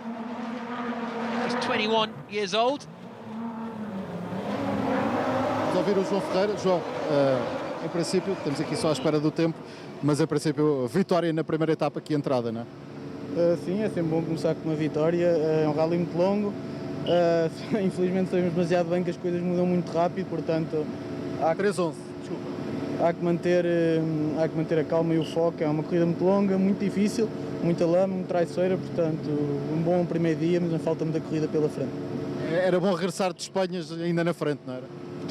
Sim, a minha principal foco é chegar a domingo na frente, não é regressar de Espanha ou ir a chegar a Espanha, o que é que seja, é chegar domingo depois do setor ter acabado em primeiro, portanto é esse o nosso objetivo. Muito bem, muito obrigado João Ferreira, ele que ganhou 2 segundos a Seth Quintero, fez 3.13, o João Ferreira fez 3.11, para já está a 2 segundos então do tempo do Nasser, que fez 3.9 a abrir. So Joao Ferreira is going to be ahead on the opening day of the BP Ultimate Rally Raid Portugal. There's confirmation, 17 seconds quicker over the first 215 kilometers than Seth Quintero. Sebastian Loeb 3rd, Yazid Al-Raji 4th, Lucas Moraes in 5th, Nasser al-Attiyah in 6th, and Matthias Serradori in 7th. Now we've got a few drivers still to come who could get involved in that fight. Guy Bottrill, for example, in the Toyota. Christian Baumgart as well had a very strong run. So those are the main 2 in the Ultimates class who've still got some time to pick up. Eric Gokchal, meanwhile, he is running in 15th place overall, a little bit higher up in class than that in the Energylandia Rally Team entry. Won a stage on the Dakar earlier this year. Won the SSV class of the Dakars back in 2024 and then was disqualified for an illegal clutch in 2025, but came back in the Ultimates in 2026 and had a pretty impressive run.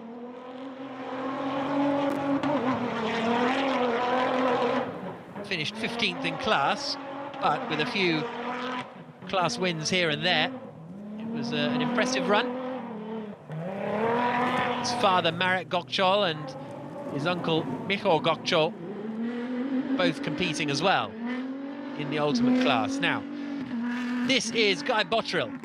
So this is the last of the drivers who we're going to see who I think can really challenge the top 5 to try and get involved in that lead fight.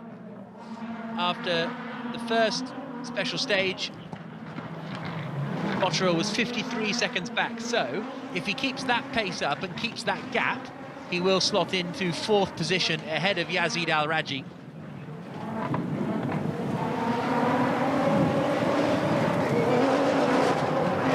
Hi Eric, how was it? It was good. The stage was short. Unfortunately, we had to go on a really safe map because we ran out of fuel on the last stage, barely. So we are driving on normal road fuel, but we are happy. We're gonna see the time, and tomorrow we're gonna do a little bit better. Okay, 3:18. It's your time for this stage. Yes, I was expecting it, but we'll do better. Thank you very much. Então aqui o Goscal, o Eric Goscal, que é o mais novo dos Goscal, que o Sérgio Veiga, durante o Rally Dakar, contou essa história a dizer que tinha ficado sem gasolina e que teve que andar com gasolina normal. E por isso, vamos ver, teve que andar aqui num ritmo um bocadinho diferente do que estava à espera. So here comes Guy Botterill.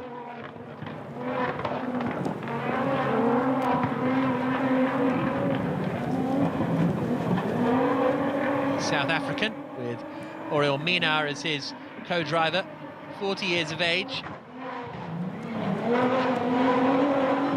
Crashed out of the Dakar last year. This year finished in 14th spot, again despite being a front runner at various points. Finished 5th at the Dakar in 2024.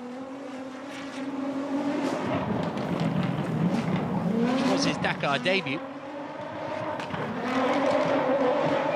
As I say, he's got a chance of coming into 4th place here.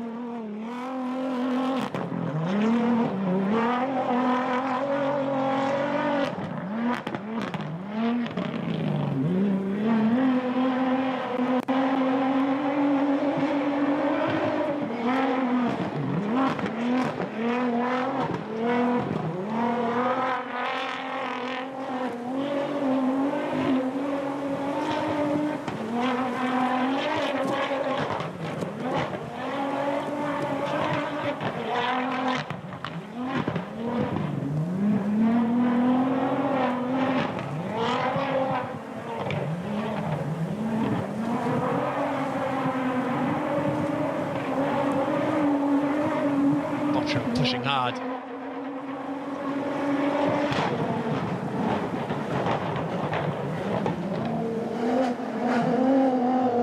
Next off the line then, we'll wait for the Botterill time to come through. You can see how much time Eric Gokcho lost. 6 minutes and 6 seconds off the front.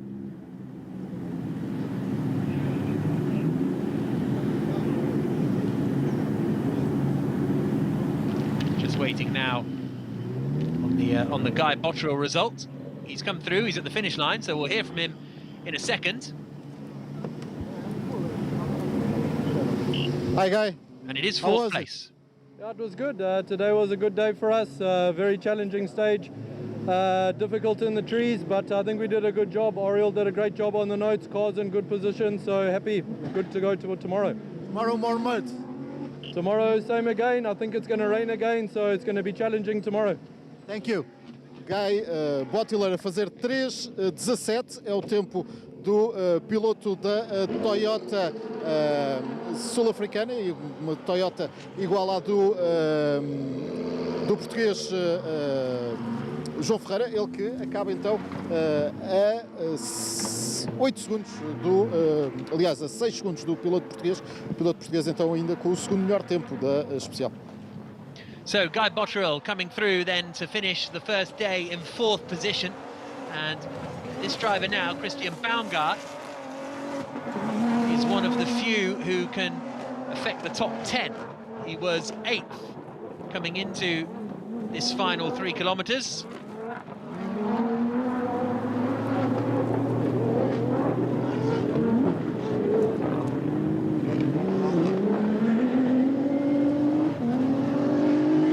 Sorry, we're watching Marcus Baumgart at the moment. Apologies, in 2:20. Christian Baumgart is in 2:36, so this is 2:20, the 48-year-old Marcus Baumgart, who finished 9th. Sorry, who didn't take part in the Dakar this year, actually, Baumgart. Finished in 9th place in the Rally Barretos in Brazil, in his Ford Ranger. Now competing in a Toyota Hilux this year. He did compete in the Dakar in 2024. That was his last appearance in the Pro Drive Hunter, from which he retired. He did compete in the Rally Raid Portugal at the end of last year, finishing 24th in the T1 Plus class. There you can see confirmation of the order on the right-hand side. Guy Botterill up into 4th place. Hernan Garces, the Chilean, is out on the course now too. Another Overdrive Racing Toyota Hilux entry. Owner of the largest cherry exporter in the world. Now, a bit of news on the Fords. Carlos Sainz and Matthias Ekstrom, we were both expecting to come through. But Carlos Sainz has had an engine problem and Matthias Ekstrom has had a crash. And that's why we haven't seen either of those Ford Raptors come through yet.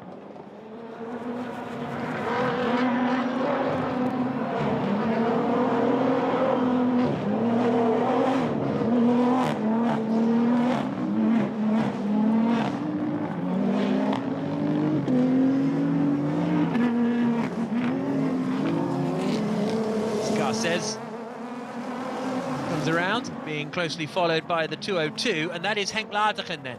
So Henk Laartigen, who lost a lot of time on this stage with a rear axle problem, is pushing his way back through the order to try and regain time. Not the way he would have wanted his rally to start. Of course, he had the pace every stage of the Dakar, but something would go wrong. Punctures or technical issues. But Laartigen, along with his co-driver Brett Cummings, will have to be pushing now for the remainder of the rally to try and get back into some sort of contention. Como é que foi? Bom demais estar aqui em Portugal. Prova muito bacana, lisa, perigosa. Dia menos, né? Temos mais alguns dias. Completar vai ser muito bom, então é um bom resultado, com certeza. Com aquela lama que parece o sertão. Sertão não tem muita lama não, é só pissarra seca e solzão. Aqui tá friozinho e chovendo. Obrigado, boa sorte. Ficam então as palavras de Marcos Baumgart, o piloto brasileiro que fez 3:24.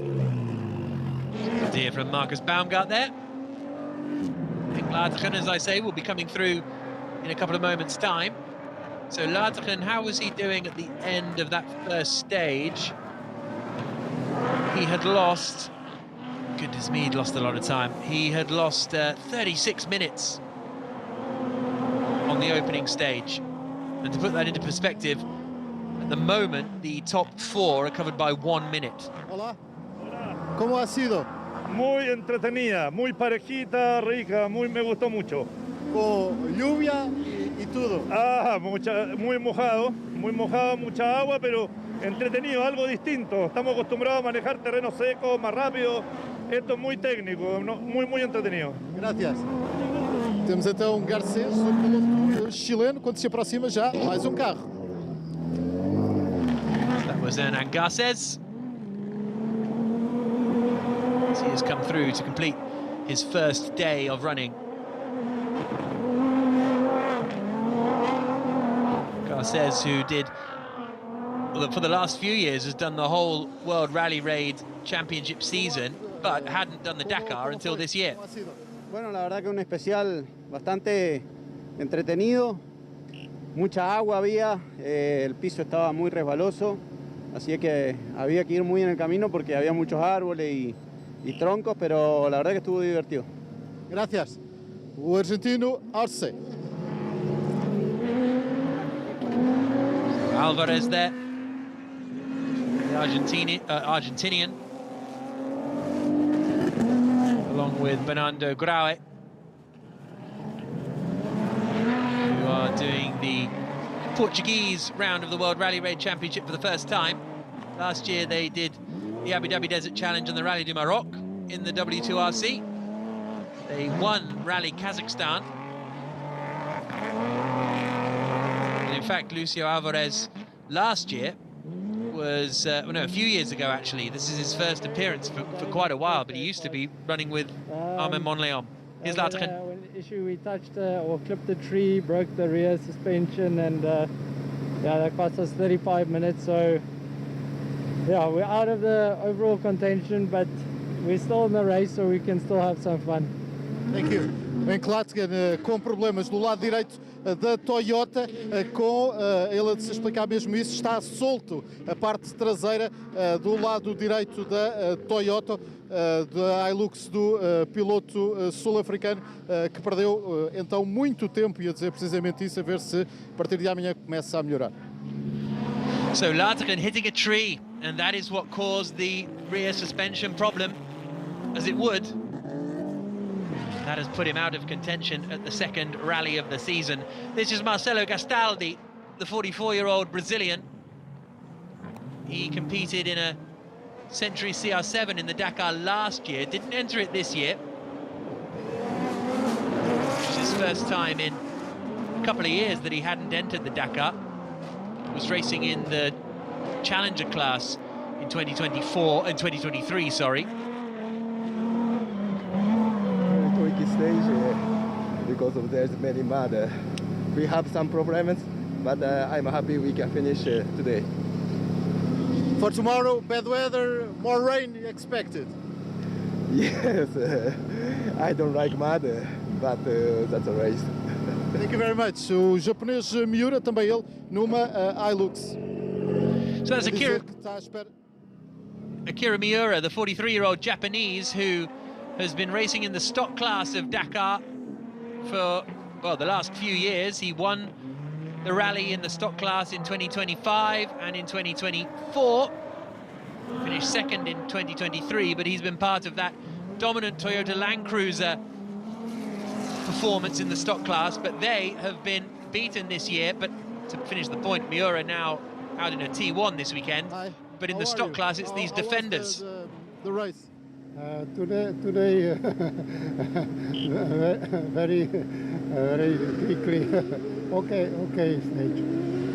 Thank you very much. Parco em palavras o piloto também ele da Toyota, o Miroslav Zapletal, aliás da Ford, ele que acaba por ser dos sobreviventes da Ford, que está a ter dia muito complicado. So we saw a brief look at Rokas Baciuska, who is the leading stock class contender in his Defender. This is, here is Baciuska again then, who took victory in the stock class in the Dakar Rally, Defender's debut.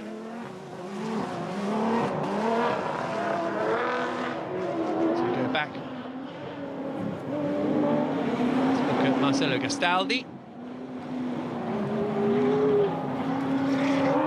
Also saw Kees Koelen out there, who has made the switch from, did the trucks in the Dakar in 2025. Now competing in a T1 Ultimate, and here is Stefan Petterhansel in one of the other defenders. So it's the three defenders. Rokas Baciuska, that is Baciuska again in the 502. The 500 is Stefan Petterhansel, and also we will have out there in 504 Sarah Price.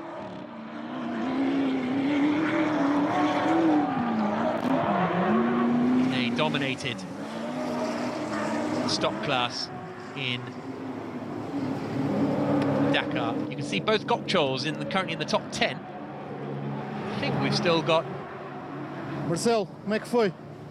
Acho que foi tudo bem. Primeiro dia, primeira vez com o carro. Então aprendendo um pouco os comportamentos. Acho que fomos um pouquinho conservador, mas amanhã vamos empurrar um pouco mais com força. Terreno um bocadinho diferente daquilo que estão habituados. Hã? O terreno um bocadinho diferente. É, muito molhado, né? Muito liso. Então tinha que ter um pouquinho de cuidado, mas graças a Deus foi tudo bem. Obrigado, Marcelo Gastaldi, então o piloto brasileiro, mais são muitos no todo o terreno aqui em Portugal. So Christian Baumgart, who's the last of the drivers who can challenge the top 10, he started 46th on the road, so he should be coming through fairly soon. But we are now moving on to our SSVs and challengers. This is Van den Brink. And that is Sarah Price, getting ready to go.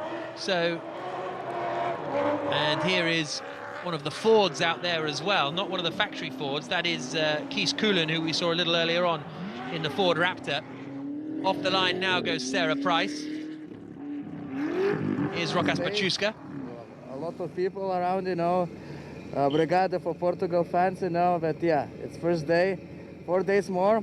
It's really narrow, some muddy areas, but yeah, we did a good job. Tomorrow is another day. Let's do quiet and easy, because easy to do mistake, but try to work day by day and let's see what we can bring. Very different from Dakar. Yeah, it's different, but it's nice, you know. Muddy, it's completely different what we drive, but it's quite busy inside in the car. Thank you very much. Foi o Rocas Dakar nesta categoria, na categoria Stock, a dizer que está a gostar muito de Portugal. So Sarah Price coming through now in the Challenger, in the stock class. After the first stage, Sarah lost 6 minutes. So something went awry for her. It was just 55 seconds between Bachuska and Peter Hansel. Yeah, very nice. A lot of water today. It's like Netherlands. It's like the Netherlands, but you have more clay. It's more slippery. Thank you very much. Temos então aqui o Klonen, veterano piloto, a dizer que é mais ou menos como a Holanda, mas com mais barro. So we are going to start seeing the Challengers and the SSVs coming through. The 310 there, as I say, Mitchell van den Brink, who's running in 4th place after this first stage.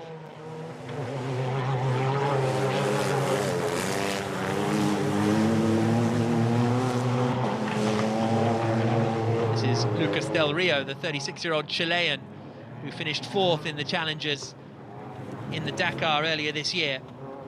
Hello, how was it? It was nice to drive. It's dry and really nice. Thank you. And drive with this car in this kind of conditions, different. It's some ruts, little bit deep, but it's okay. Yeah, no, it was okay. Thank you. Thank you very much. Stefan Peter Hansel, o senhor Dakar, então com essa visão a dizer que foi muito agradável andar nestas condições e nestes pisos. Senor Dakar, I like that. Mr. Dakar for Stefan Peter Hansel. So as I say, we're now on to the Challengers. Here is Paul Spearings, the Dutchman, along with Mark Solomons in their Taurus T3 Max Evo. Spearings lying 3rd at the end of that first stage. Currently dominating, to be honest, is the 3:11 entry of Ricardo Porem. Not a W2RC entry, a local entry, but nevertheless 3 minutes and 8 seconds clear of the rest of the field. So really good effort from Porem. This is Munster leaving the line, the man from Luxembourg, and he is 8th at the moment overall. But he was 36th on the road, so we've still got quite a few to come before we get to Porem and Gasso, who are the top 2 at the moment.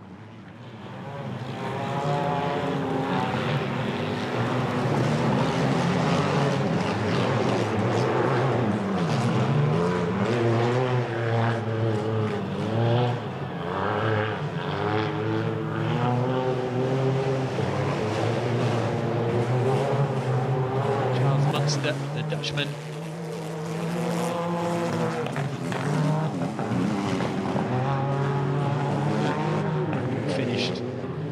Picked up 6 points in the World Rally Raid Championship last year. So now they're number 403. The cars starting with 4. So 400 are in the SSV class, 300 are in the Challenger class. Even though the buggies will look similar, they are different. And this is the leader at the moment.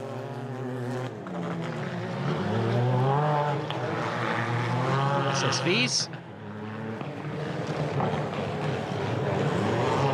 Wish Shidade, 29-year-old. How was it? I had power steering go out in the stage before this, so I just had to do that all without power steering, and it was a workout. It's very different for what you are used to drive. No, this is very similar to what I raced at home in Baja all my life with the trucks and the side-by-sides, but without power steering, it's not easy. Yeah, it's not easy. Thank you very much. Sarah Price a dizer que teve problemas na direção assistida e que não é nada fácil guiar com um carro assim e que está habituada a este tipo de terreno. Ela que guiou durante muito tempo nas baixas e, portanto, a ter aqui algumas dificuldades. Vamos aproveitar para ouvir já o Lucas Del Rio. Lucas, ¿cómo ha sido? Muy bien, una etapa muy bonita, algo nuevo para nosotros, primera vez que corremos en este tipo de condiciones, etapas con barro, pero bien, contento, buen ritmo, así que quedamos contentos. Muito bem, Lucas Del Rio junto com Bruno Jacobi, uma dupla chileno-argentina. So we just saw Alexandra Pinto out there very briefly. He is in the Challenger class and running 10th after the first stage today. He lost 14 minutes out there, so presumably something went awry for him. And yes, Sarah Price having to run most of the stage today without power steering, definitely going to be a disadvantage, as you might imagine. So we go back to looking at Charles Munster.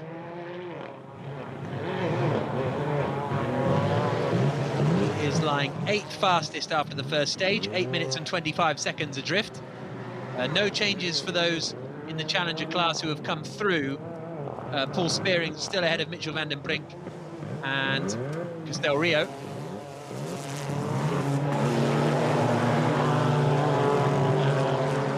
As I said, it'll be a while till we get Portem and Gasso through. Another 10 cars or so, and that is a problem. I think that's 306. Is that Gonçalves? Yes, it is. So the BBR Motorsport entry struggling to get going again. Pedro Gonçalves and Hugo Magalhães finished 11th in class at the Dakar. And finished 5th here last year in the BP Ultimate Rally Raid Portugal. Still stuck there, isn't he? Pedro Gonçalves. It's a curious one. Is it a reliability problem, or is it a sort of stuck in the mud situation? He's got away now. Como é que foi? Correu bem, é também a primeira etapa dos 5 dias, temos muitos quilómetros pela frente, mas começar assim com o pé direito é sempre bom para nós. O carro esteve impecável, o Walter também fez o trabalho em direito, eu também acho que conduzi mais ou menos bem, portanto foi bom. Vamos ver agora como é que é os próximos dias. Muito bem, muito obrigado. Felicidade que está na luta pela vitória na categoria. So Luís Tadade was at the top, but only by 1 second ahead of Portela Moraes and 9 seconds ahead of Barbosa. So it's very, very close in that SSV class. Looks like still going slowly for Pedro Gonçalves. So could well be a mechanical problem. Como é que foi o primeiro dia com o carro? Então, aqui um primeiro dia mau para nós, portanto tivemos aqui um problema no carro logo ao quilómetro 10, um problema que conseguimos resolver, mas foi muito difícil identificar, portanto é importante para nós ter conseguido continuar. Contudo, perdemos aqui cerca de 15 minutos, portanto algum tempo, mas falta muita corrida por a frente.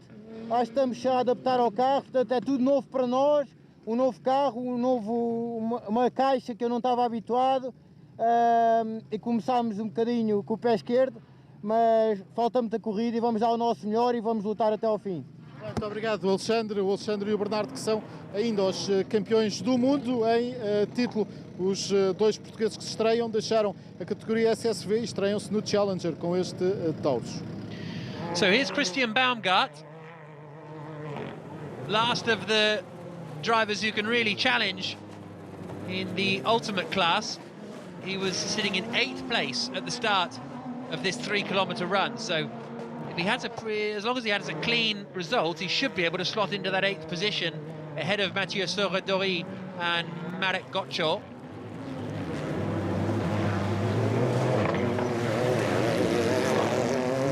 As I mentioned earlier on, Baumgart's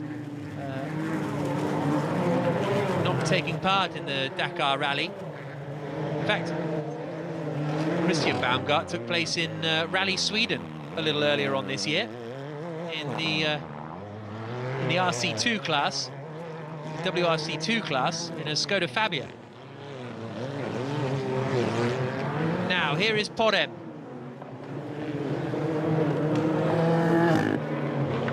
In the Challenger class, it is Porem who is leading the way in the 311 Cativa Sport entry.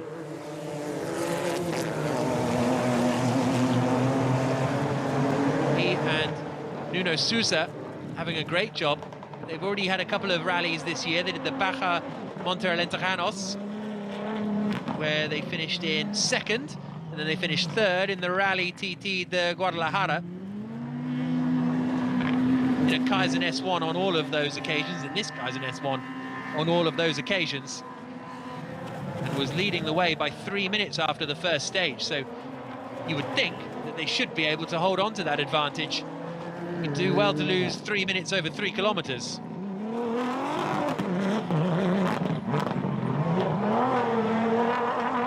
There we're seeing Luis Portela Moraes as well. So that is in the SSV class, and Portela Moraes was only 1 second back from Cidade after the first stage. So that is going to be incredibly tight. Who will come out on top there? We're also waiting to see when Christian Baumgart here comes across the line. Will he slot into 8th place ahead of Sarah Dori and force Eric Gokshaw out of the top 10? It's going to be the next big question. So we've got top 10 still to be settled in the ultimates. We've got stage wins set to be settled in SSVs and challengers.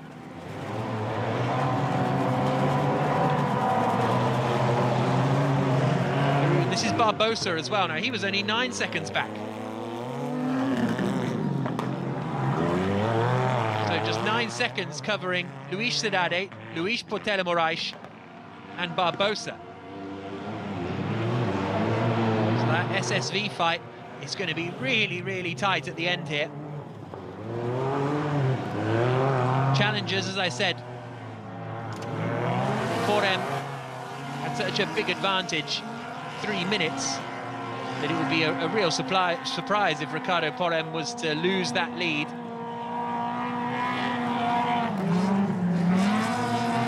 Here comes Miguel Barbosa, 47-year-old, who competed, well, he retired from the Rally Raid last year. In fact, he's retired the last 2 years from the BP Ultimate Rally Raid Portugal. Meanwhile, in the 404 entry, currently running in 6th in the SSV class, we are watching Pedro McDowell, the Brazilian. And this is his first rally outside of South America. Only competed in Brazil and Argentina before this. Foi bom, deu para divertir, não foi o nosso dia, tivemos problema com uma abraçadeira, saltou tubo, tivemos muito tempo parados, mas ainda estamos em corrida, isso é que é o mais importante. Terreno de regresso a casa, é terreno diferente daquilo que encontraram no Dakar. Sim, sim, sem dúvida, mas também não é o terreno típico português das corridas que fazemos, é terreno totalmente diferente, não é o que eu tenho mais prazer de condução, mas foi bom. Obrigado. Houve aqui problema com os tempos, porque saltou o tempo do Magalhães, do português, que estava a dar 5 minutos ao Alexandre Pinto, quando ele na verdade fez 3, e por isso há aqui uma enorme fila à espera dos pilotos para que eles possam avançar. Continua então esse problema no tempo de Alexandre Pinto e do Bernardo Oliveira. So you're seeing the stage results and the overall standings, basically, because they're the same thing on day one. On the right-hand side there, João Ferreira ahead of Seth Quintero and Sebastian Loeb. That's in the ultimate class. In the stock class, confirmation of the finishing order on stage 1. Rokas Pachuska beating Stefan Peter-Hansel by a minute, and then another 6 minutes back is Sarah Price after she suffered a power steering failure. All three of those are defenders. And in the challengers, at the moment, Paul Spearings is at the top of the order, but we're still waiting for times from Ricardo Porem and Gasso. A especial foi muito boa, a gente largou em 46, a gente fez o 7º tempo, a gente não esperava esse tempo tão bom, a gente veio bem tranquilo, com a prova redonda, sem susto nenhum, e Temos aí ainda 4 dias pela frente, o rally só está começando. Eu acho que a gente está ainda acostumando com o carro. Fazia tempo que eu não corria aqui em Portugal, mas é fantástico correr aqui em Portugal, muito bom. Vamos voltar aqui sempre, né? Obrigado e boa sorte. O outro dos irmãos Baumgart, então, aqui numa altura em que já se aproxima também o Ricardo Porém. Se calhar vamos aproveitar para ir aqui ao Ricardo rapidamente. Como é que correu, Ricardo? Bem, dia positivo, ganhámos, portanto estou bastante satisfeito. A corrida é muito longa, mas é bom começar a ganhar e, portanto, com uma margem boa, estou expectante com o resto da corrida, mas começamos sem dúvida com o pé direito e, portanto, estou bastante contente. João Ferreira na frente, Ricardo Porém na frente e, portanto, Leiria está a reerguer-se, não é? Leiria está-se a reerguer e nós, a par da cidade, estamos a responder da melhor forma e eu espero que termine assim no domingo, eu na frente no Challenger, o João em primeira à geral e certamente será um momento muito bom. Obrigado e boa sorte. So the car's coming through thick and fast at the moment. Confirmation you can see on the bottom right that Baumgart did get up into that 7th place ahead of Nasser al-Attiyah. So a really, really strong final 3 kilometres for Baumgart, because he has jumped ahead of al-Attiyah as well, assisted no doubt by the minute penalty for al-Attiyah. Correu bem, agora foi só trazer o carro até ao fim, mas de manhã correu bem. Perdemos muito tempo nos primeiros 50 km, mas depois atacámos, tivemos juízo, o carro está impecável, acho eu, está tudo. Para amanhã, mais chuva, mais lama, é o que se espera? Eu acho que amanhã é mais especial que nós todos portugueses conhecemos bem, que é percursos no Porto Alegre, de Ferraria, do antigo Vodafone, portanto... Isso pode ser uma vantagem, não é? Sim, mas é para mim, como é para todos, mas sim, mas vai ser mas é muito longo amanhã, a decidir estamos com 2 rodas, com uma roda, agora é preparar o carro para amanhã e não fazer as neiras. Muito bem, muito obrigado Luís Portela, aproveito já, está aqui também já o Miguel Barbosa com o Joel Luque. Miguel, como é que correu? Uma etapa difícil, a primeira muita lama, muitos regos, já apanhámos a pista muito estragada, pronto, aqui uma especial espetáculo para o público, tudo bem. Amanhã é uma etapa que os portugueses conhecem bem, não é? Sim, penso que mais uma etapa dura, com muita água amanhã, portanto mais um dia difícil. Obrigado. Ficam também as palavras do Miguel Barbosa, que está de regresso juntamente com o Joel Lutas, também ele de regresso, ele que o ano passado esteve aqui ao nosso lado a fazer os comentários desta prova. So plenty of cars still coming through, as we say, so Baumgart up into that 7th place, so that pretty much settles the ultimates, but we are getting our front runners through in the challenges currently. So Ricardo Porém has come through and extended his lead by 4 seconds over Paul Spearing, but the one we're waiting to see come across the line is the 315 G Rally team of Juan Gasso, the Spaniard who was 2nd after the opening stage. So can he hold on to that 2nd position, or is he going to be bumped down by the likes of Paul Spearing and Mitchell van den Brink? Off the line there goes Juan Ferrer. He and Xavier Blanco in the BRP Can-Am Maverick.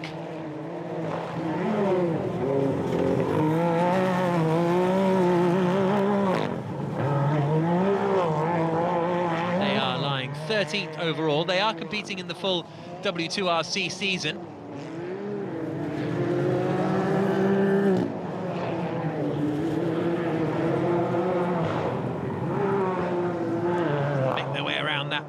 Left-hander, and we jump back to Jose Nogueira, I should say, the 41-year-old Portuguese who finished 13th in the SSVs at the BP Ultimate Rally Raid Portugal last year. Completed in he did all the rounds except Dakar of the World Rally Raid Championship. Had a best finish of 3rd in the Abu Dhabi Desert Challenge at the start of last year.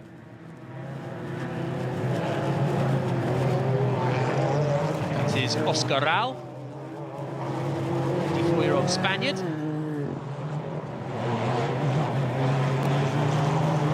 failed to finish the Dakar earlier this year. Finished 32nd the year before in the Challenger class.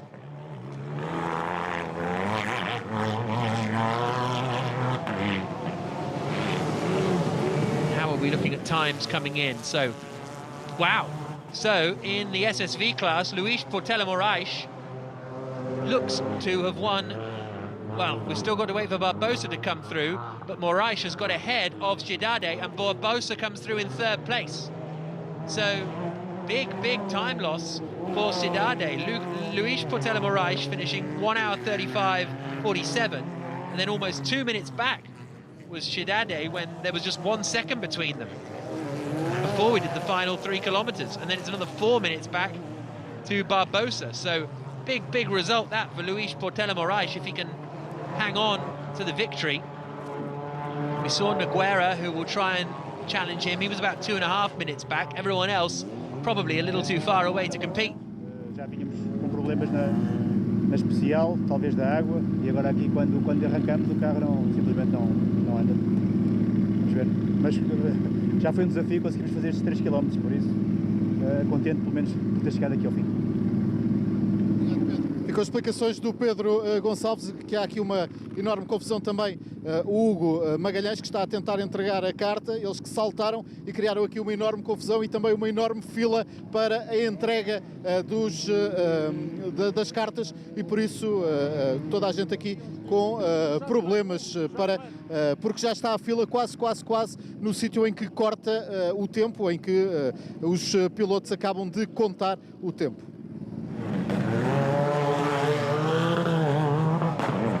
Here is Jorge Rodrigues.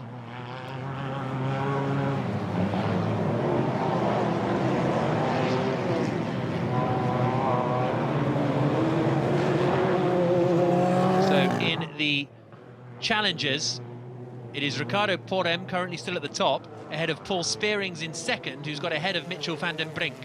So they were 15 seconds apart, but now Spearings has got 4 seconds ahead of van den Brink. At the moment he's lying 2nd on the stage, but we've still got Joan Gasso to come through. Saw a puncture there on one of the buggies. You can see, look at the huge ruts now that a lot of these cars have come through. Some of the ruts in some of the slower corners in particular, really tough to deal with. Foi dia para esquecer, o que interessa é que chegámos ao fim, foi dia de sobrevivência. Ao quilómetro 12 ficámos sem a 3ª mudança, e depois ao quilómetro 72 ficámos sem a 4ª e a 5ª, portanto ficámos só com a 2ª e a 6ª mudança, e agora mesmo a 6ª já está nas últimas e portanto não quisemos arriscar, fizemos estes últimos 3 km com a 2ª mudança. Vinhamos a andar bem, pelos tempos que estávamos a ver, ao quilómetro 50 vinhamos em 6ª, 30 segundos do primeiro, portanto vinhamos a lutar pelo pódio.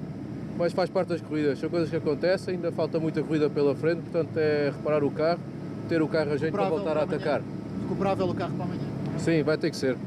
Obrigado, Francisco Barreto, que faz dupla com o Paulo Fiuza, dupla portuguesa então, aqui que chegou a andar na 6ª posição, e isto foi dito e visto na parte da manhã. A verdade é que que o piloto português acabou por ter problemas, como vimos no carro, azar para o vencedor do Dakar português. Bruno Oliveira off the line.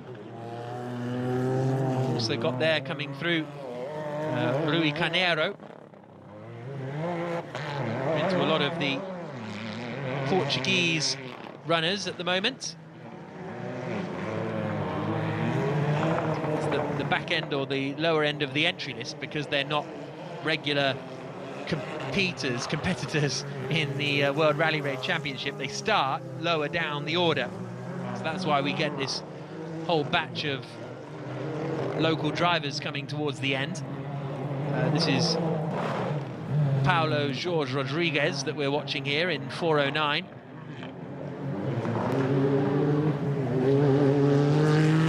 Finished 4th in the SSVs in this event a year ago.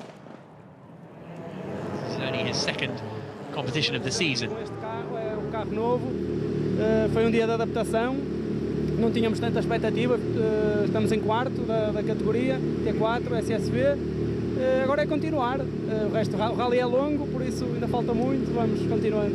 Obrigado e felicidades, José Oscar Nogueira, o jovem piloto português que se estreia então nesta categoria. So here it is, the 317 Taurus T3 Max of Romulo Branco.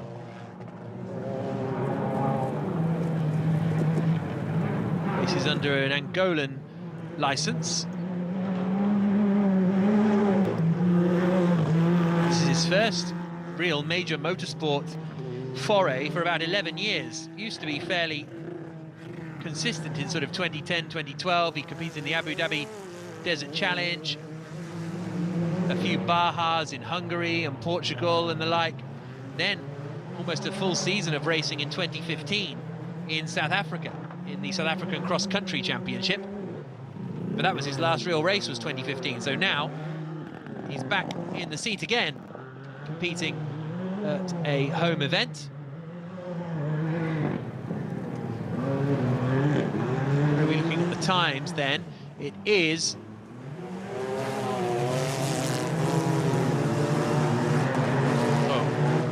we did have Portela Moraes come through with his time to take the victory.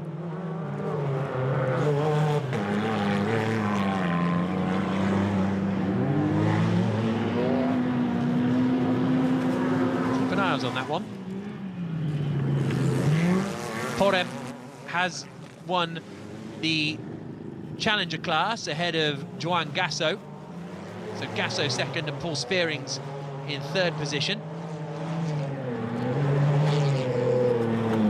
Quite sure what's happened to Portela Moraes' time, because it was definitely up there previously.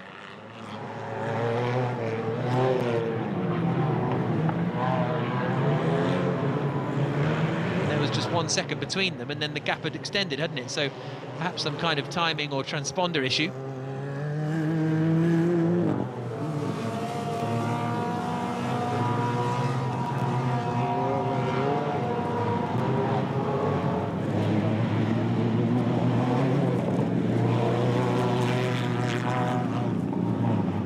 Olá, Rui. Eu sei que não gosta de falar. Como é que correu? Opa, foi uma aventura. 2 sobreiros, encontramos 2 sobreiros, um ao quilómetro 11. Daí ficámos à frente, mas conseguimos continuar, estávamos rápidos, tínhamos em quarto. Ao quilómetro 177 acabámos por escorregar numa zona de lama, batemos num sobreiro ainda maior e tivemos que parar para reparar a traseira do carro. Perdemos cerca de meia hora, mas o rally é longo, portanto acho que... Obrigado, Rui. Está a ver? Não dói nada. Um abraço. O Rui Carneiro, que veio do Dakar, ele que não gosta de falar, não gosta de prestar declarações, mas obriguei-o fizeste a maldade ao Rui. Vou aproveitar para ir aqui já ao Paulo Rodrigues. Paulo, como é que correu? Correu bem, estamos aqui. O objetivo era esse, mas estava um pouco duro, muita chuva de ontem à noite não ajudou a todos. Uns tiveram mais sorte, outros menos sorte, mas correu bem. Obrigado, boa corrida. Então ficam as declarações do Paulo Rodrigues e do João Miranda e a fila continua.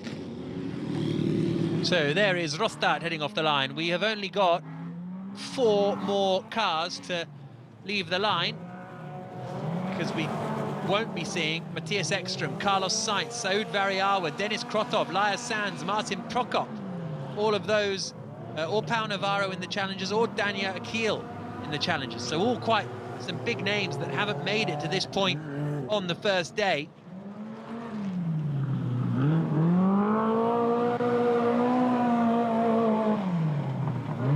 But this is Steven Rostad, the Belgian, 51 years of age, did the Baja España Aragon last year and finished second in the 4x4 class. Competed in the trucks in Dakar in 2024 alongside Benny Rice and Linz Didier in a overdrive racing man. But this is his first time out in a T1 Plus, in a Redline Revo Plus. This is the 413 entry of Felipe Lopes.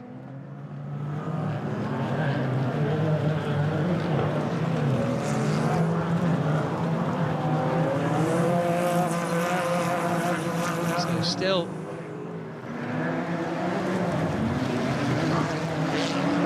sure what happened to Luis Portela Moraes' time in the SSVs. What you're seeing on the screen now in the bottom right is the overall standings in the ultimates class, with João Ferreira 17 seconds ahead of Seth Quintero, Sebastian Loeb in third.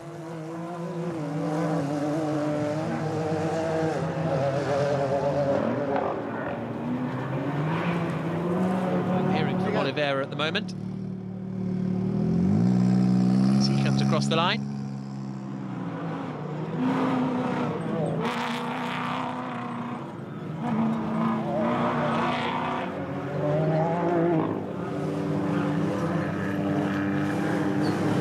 Very slow-moving machine. Como é que correu?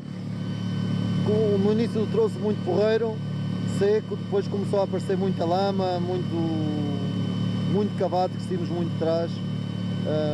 Tivemos que parar que o capão partiu, soltou-nos para cima, mas correu bem. Chegámos ao fim do primeiro dia, step by step, o objetivo é chegar ao fim. Ainda falta muita corrida, mas correu bem. Obrigado. Ficou as palavras do Rui Bar. So this is a real struggle to get home, isn't it?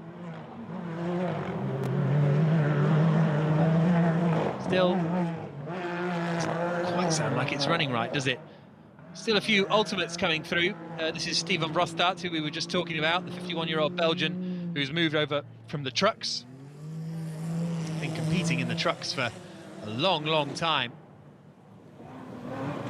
since 2010 in fact, back when he was doing the Dakar in South America in the trucks.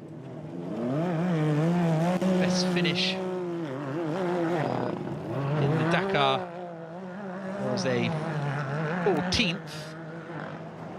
Oh, and that's the problem. The rear right has encountered something on this, and it's Puk Klaassen, in fact.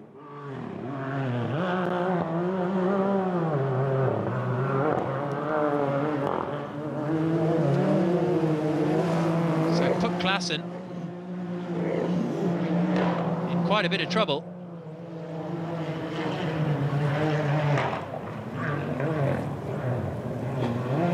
It's going to look even struggling to get round any of the corners. Now, she lost an hour basically on that first, so I reckon this damage happened during that first stage and has basically had to limp her way back all the way. Klaassen was 5th quickest at 24 kilometers, 3rd quickest at 48 kilometers, so was absolutely in contention.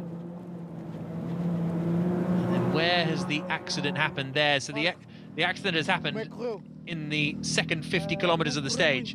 Vimos com o braço de trás partido, partimos logo o braço no início da especial e então fui rezar para tentar chegar com o carro até ao fim, mas pronto, é o início da corrida, ainda falta muito corrida. Muito bem, muito obrigado. As palavras de Marco Pereira. So just a couple more cars to come.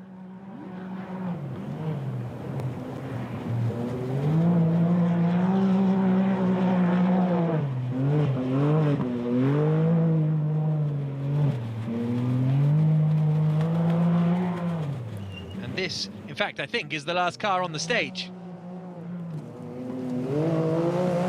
Matthias Volkner, the 39-year-old Austrian who's making the switch to cars because he has competed on bikes over the last few years. Muito obrigado, Filipe Lopes, que faz dupla com Gonçalo Reis, piloto, ou com o navegador que esteve no Dakar e por isso está de regresso aqui a Portugal.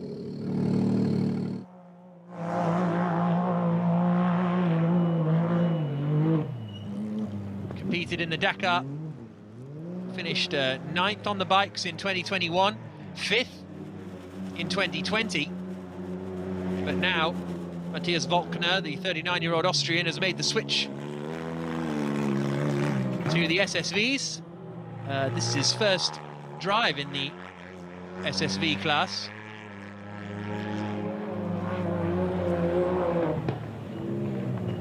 Well, and there still limping around is Puk Klaassen, Not far to go now, the final few kilometres, but this would have been a tortuous afternoon ever since that accident occurred.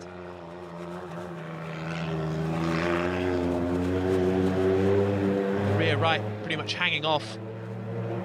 I think the front right's a bit...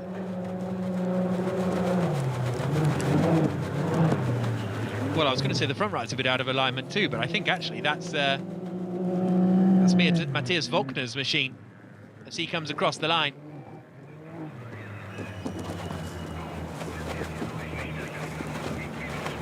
Limping to the finish. Here comes Puck Klaassen. Yeah, the front right's fine for Puck Klaassen, but it's the rear right that is really giving her some problems.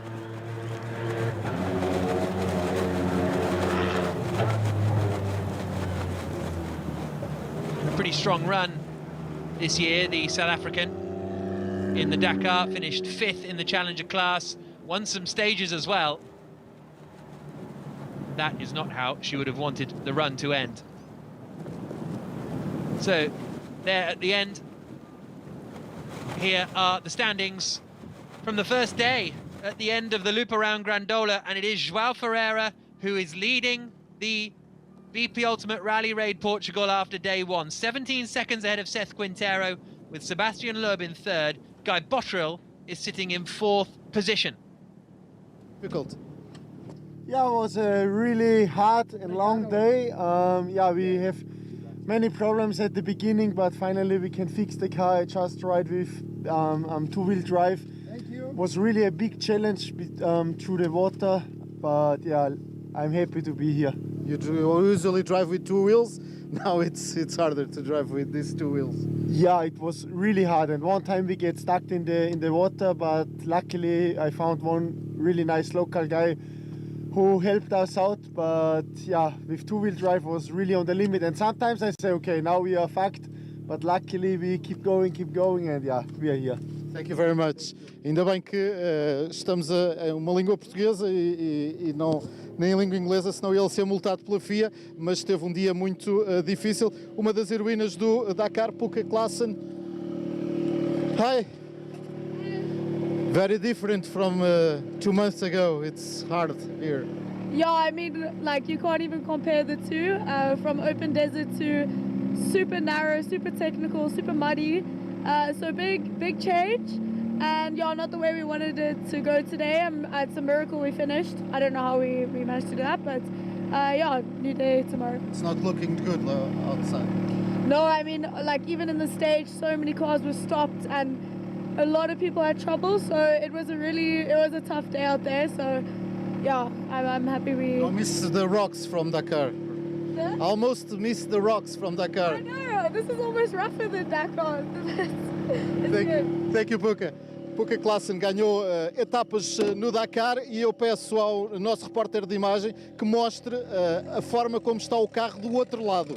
Mostra porque é inacreditável a forma como ela chegou. É a última a chegar, muitas desistências neste primeiro dia de Rally Raid. So there's the damage on the back of Puck Klaassen's car that you can see. She's had to limp away all the way back. But that is the end of the opening day of the BP Ultimate Rally Raid Portugal of 2026. And it is João Ferreira who is on the top of the times in the Ultimate class. We had Nasser al-Attiyah out there first of all. He picked up a 1-minute penalty, which means he is down in 8th place at the end of the day. Mathieu Serradori finishing the day in 9th position in the Century Racing machine. Sebastian Loeb is 3rd, just behind Seth Quintero. That was a bit of a dramatic moment for Serradori as he then limped home with a puncture on the front left. Well, in fact, it wasn't really a puncture, it's almost the wheel coming off the rim. There is Seth Quintero. He is just 17 seconds back from João Ferreira. Yazid Al-Raji pushed hard, and he sits 5th at the end of day 1. But it's that man, João Ferreira, in the 240 Toyota. He's top of the times in the Ultimate class. Guy Botterill slotted into 4th place. Christian Baumgart one of the surprises of the day so far, as he sits in 7th place in his SVR machine. The defenders out there, Rokas Bachuska was top in the stock, finishing ahead of Stefan Peter-Hansel and Sarah Price. Then we moved on to the challengers and the SSVs. Ricardo Porem, quickest in the challenger class, 3 minutes and 20 seconds ahead of Juan Gasso, with Paul Spearings in 3rd. There were troubles out there for some of the cars, including for Gonçalves. In the SSV class, Luis Cidade beat Barbosa to the win, although we're still waiting to find out exactly what happened with the other competitor right at the front of that class. But that's all from this first day. We'll be back with another live stream on Sunday, and you can keep up to date with all the highlights on the W2RC YouTube page.